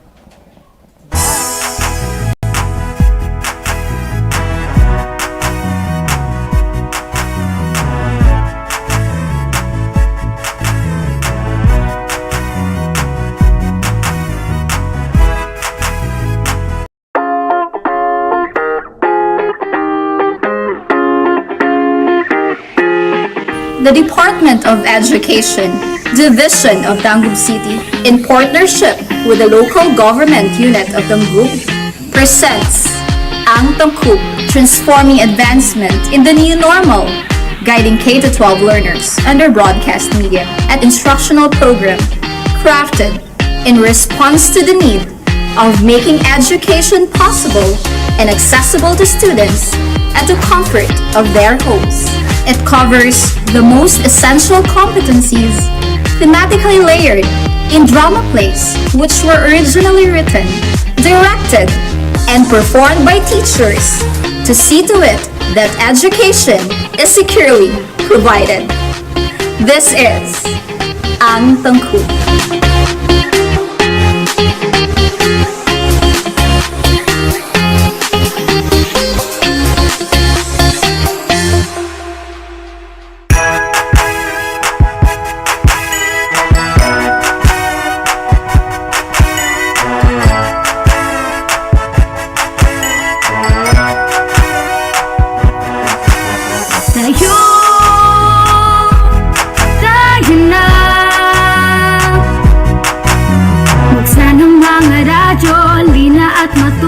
Sa mga aral sa mundo, tayo lang. Tumutok na sa TV, mag-aral ng maigi to get the lessons easily. It's tangkub, tangkub, tangkub time. We learn all things, it's very fine, masaya. Tutok na. It's Tangkub.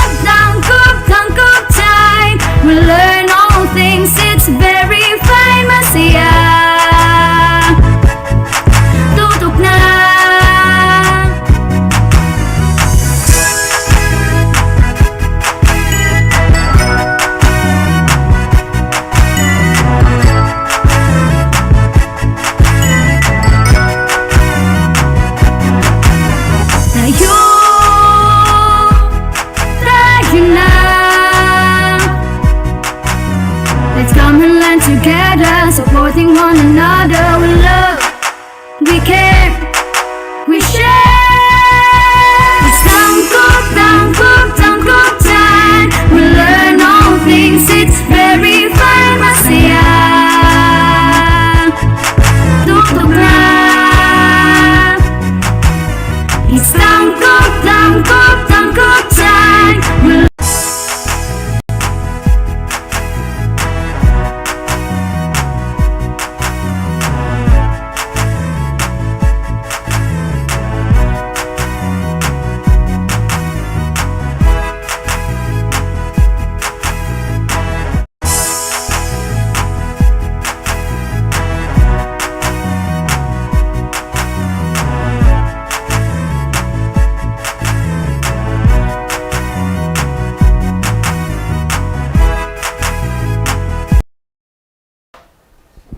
Good morning, constellations of stars. Especially to our senior high school learners, grade 11, who are with us in our Facebook Live. Yes, once again, welcome to Astral Academy Cyber School. And we are still live in DepEd tayo Tangguban, and of course, the Astral Academy FB page.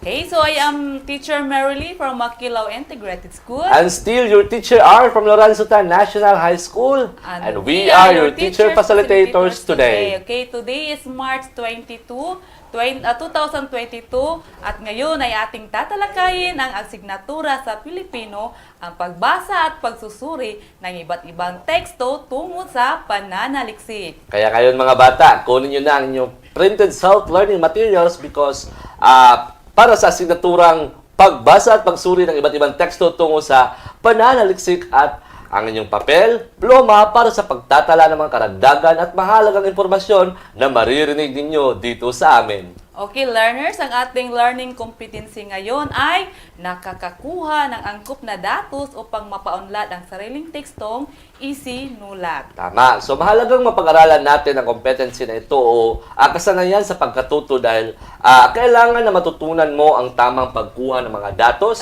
sa iyong pananaliksik at upang paunlad ang sarili, maging ito'y tekstong isusulat at maaari mo rin iugnay ang mga kaisipang nakapaloob sa inyong binasang teksto sa iyong sarili, pamilya, komunidad, bansa at maging sa daigdig. Tama, sir. Okay, so ang ating leksyon ngayon ay tungkol sa pangangalap ng datos. Tama. So mga bata, bago tayo magsimula sa ating aralin, may mga salita na dapat mong kilalanin. Una, itong tinatawag na datos. Data. Yes, tama. Kapag sinabing datos, ito yung koleksyon ng mga elemento na may kaalaman na ginagamit sa mga eksperimento, pagsusuri, pag-aaral ng isang bagay. Okay, so learners, ang pangalawang salita na ating kilalanin ngayon ay ang salitang scanning. Okay, pag salitang scanning, ibig sabihin nito, ito ay mabilisang pagbasa ng isang teksto na ang focus ay hahanapin ng espesipikong impormasyon na itinakda bago bumasa. Yes. Pangatlo, itong tinatawag na skimming. So pag sinabing skimming, ito ay mabilisang pagbasa na ang layunin ay alamin ang kahulugan ng kabuuang teksto, kung paano inorganisa ng mga ideya o kabuuang diskurso ng teksto at kung ano ang pananaw at layunin ng manunulat. Okay, so mga bata, ay tatalakay na natin ang tungkol sa pangangalap ng datos. So hindi lamang sa pagbuo ng isang pananaliksik ginagamit ang pangangalap ng datos, sapagkat ito ay maaaring gamitin din sa ibang anyo ng sulatin, lalo at nangangailangan ito ng pagpapaliwanag, pagbibigay ng patunay at marami pang iba. Tama, iba pang karagdagang kaalaman, Teacher Marilee. Ang datos ang nagiging sustansya ng isang tekstong informatibo dahil sa diwa at bigat ng impormasyon na nakapaloob dito. At hindi lang yan, kailangan itong inihanay sa isang maayos na paraan. Tumpak, sir. Okay, so meron tayong 7 estratehiya sa pagbabasa. So makinig ng maigi, mga bata. Yes, tama yun, sir. Kasi sa pagbabasa, maaari kayong makakalap ng mga datos. Okay, so una nating tatalakayin is ang paaral na pagbasa. So, ibig sabihin ng paaral na pagbasa, ito ay ginagawa sa pagkuha ng mahahalagang detalye o isinasagawa upang kabisaduhin ang aralin at ang pangunahing kaisipan ng teksto. Tama ka dyan, Teacher Marilee. So, ang pangalawang estratehiya naman, Teacher Marilee, ay ang scanning o Tama, sir. palaktaw. So kapag sinabi natin scanning o palaktaw, ito ay mabilisang pagbasa ng isang teksto na ang focus ay hanapin ang espesipikong impormasyon na itinakda bago bumasa. At yan, ito rin ang pabasa ng may susi ng salita o tinatawag sa wikang Ingles na keyword at sa pamagat o tinatawag sa wikang Ingles na subtitle.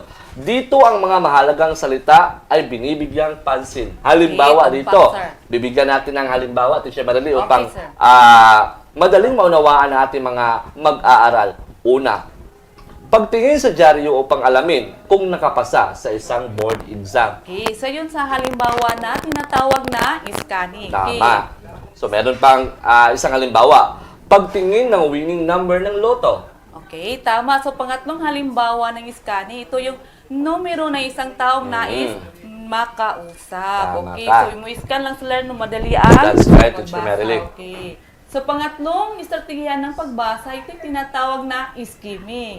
So, ang skimming, ito ay madali ang pagbabasa na ang layunin ay alamin ang kahulugan ng kabuuang teksto. Kung paano ina o ginasa ang mga diya o kabuuang diskurso ng teksto. So, binabasa niya ng pahapyaw ang kabuuan ng seleksyon at nilalaktawan ng mga hindi kawili-wili sa kanya sa sandaling iyon. So, halimbawa, learners, ito yung mga, yung ginagamit natin term paper o mapamanahong papel o tinatawag na research. Tama.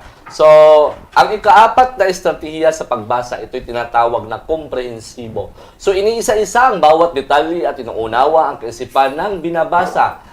So, nagkakaroon dito ng masinsinang pagbasa. Okay, tama yun, sir. At ang pangapat ay panglima is ang tinatawag na pamuling basa. So, ibig sabihin ng pamuling basa, learners, ito ay paulit-ulit na pagbasa ng mga klasikong akda. Okay, ito yung pagsasaulo ng mga informasyon sa binasa para ma-memorize nila ang mga pahayag na ilang nakuha sa libro, sir. Okay.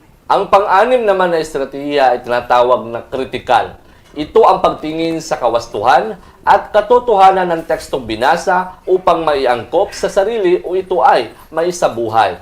Okay, so ngayon, learners, dako na tayo sa ikapitong estratehiya ng pagbasa. Ito ay tinatawag na basang tala. So, ibig sabihin, ito ay itinatala ang mga nasusumpungang kaisipan o idea upang madaling makita kung sakaling kailangan natin itong balikan. Tama. So, ang pangangalap ng datos ay may tatlong mapaghunga ng hanguang primarya, hanguang sekundarya, at hanguang elektroniko. Okay, so gitawag po niya siya og sanggunian. Tama. Okay, so una nating alamin ay ang hanguang primary. So ang hanguang primarya, ito yung mga tao, otoridad, grupo or organisasyon, kaugalian at mga pampublikong kasulatan.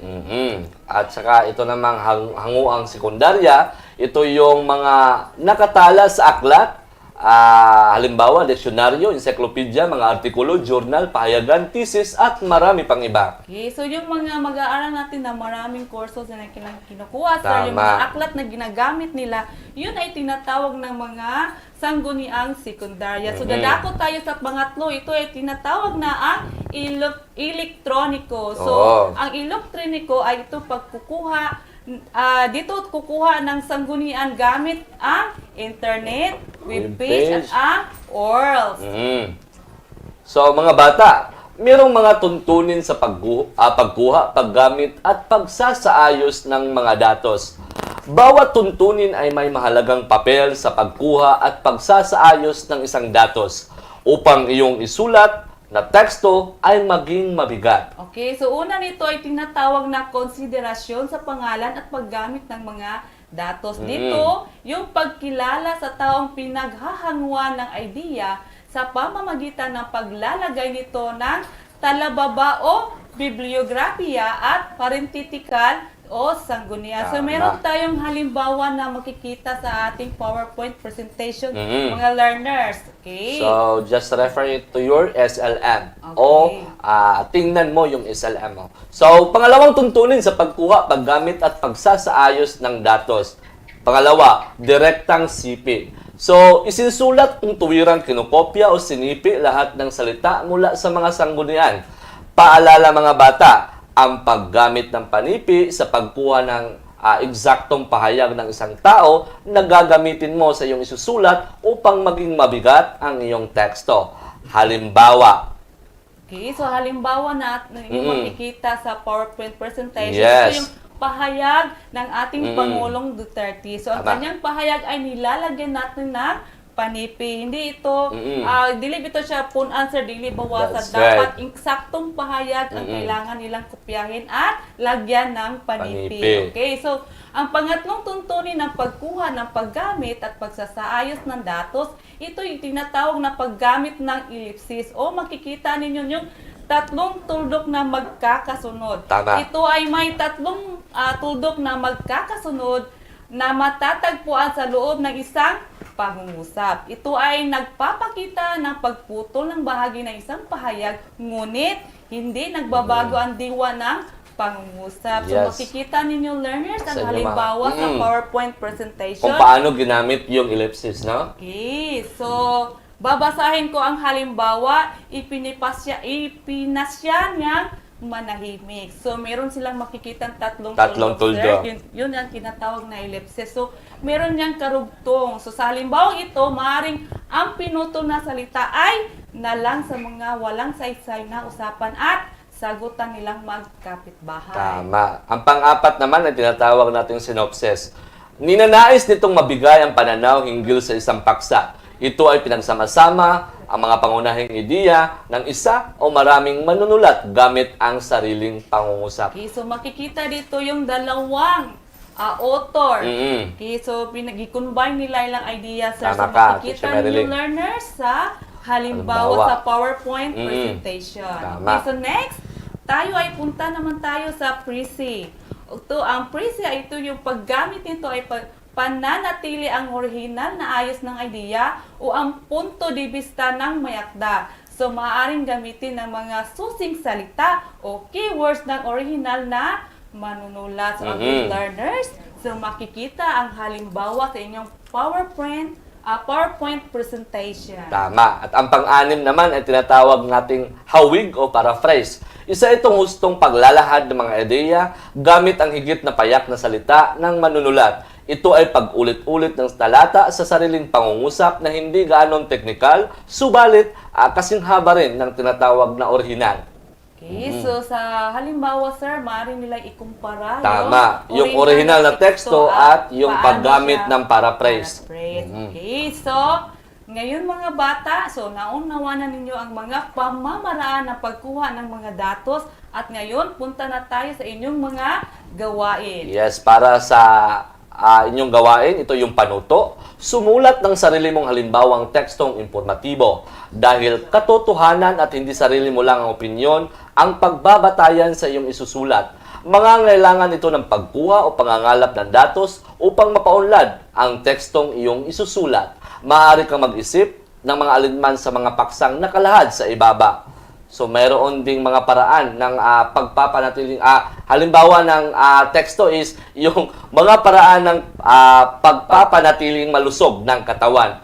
So, meron diyang mga iba't ibang mga halimbawa na ibinigay. So, ang gagawin lang nila is magiging gabay na ito sa pagpili ng kanilang gustong isulat na teksto. Okay, so tama yun, sir. So una, ito yung paglalakbay sa iba't ibang lugar sa bansa kahit limitado ang budget. So pangalawa, ito yung pagpipilian nila, sir. Yung pangalawa, pagsisimula ng negosyong pwedeng pagkakitaan kahit nag-aaral pa lamang. Pangatlo, epekto sa katawan na pagkain na proseso tulad ng dilata, instant noodle, at iba pa. Tama. So, learners, stay tuned because we will be right back after a short break. This is Astral Academy Cyber School.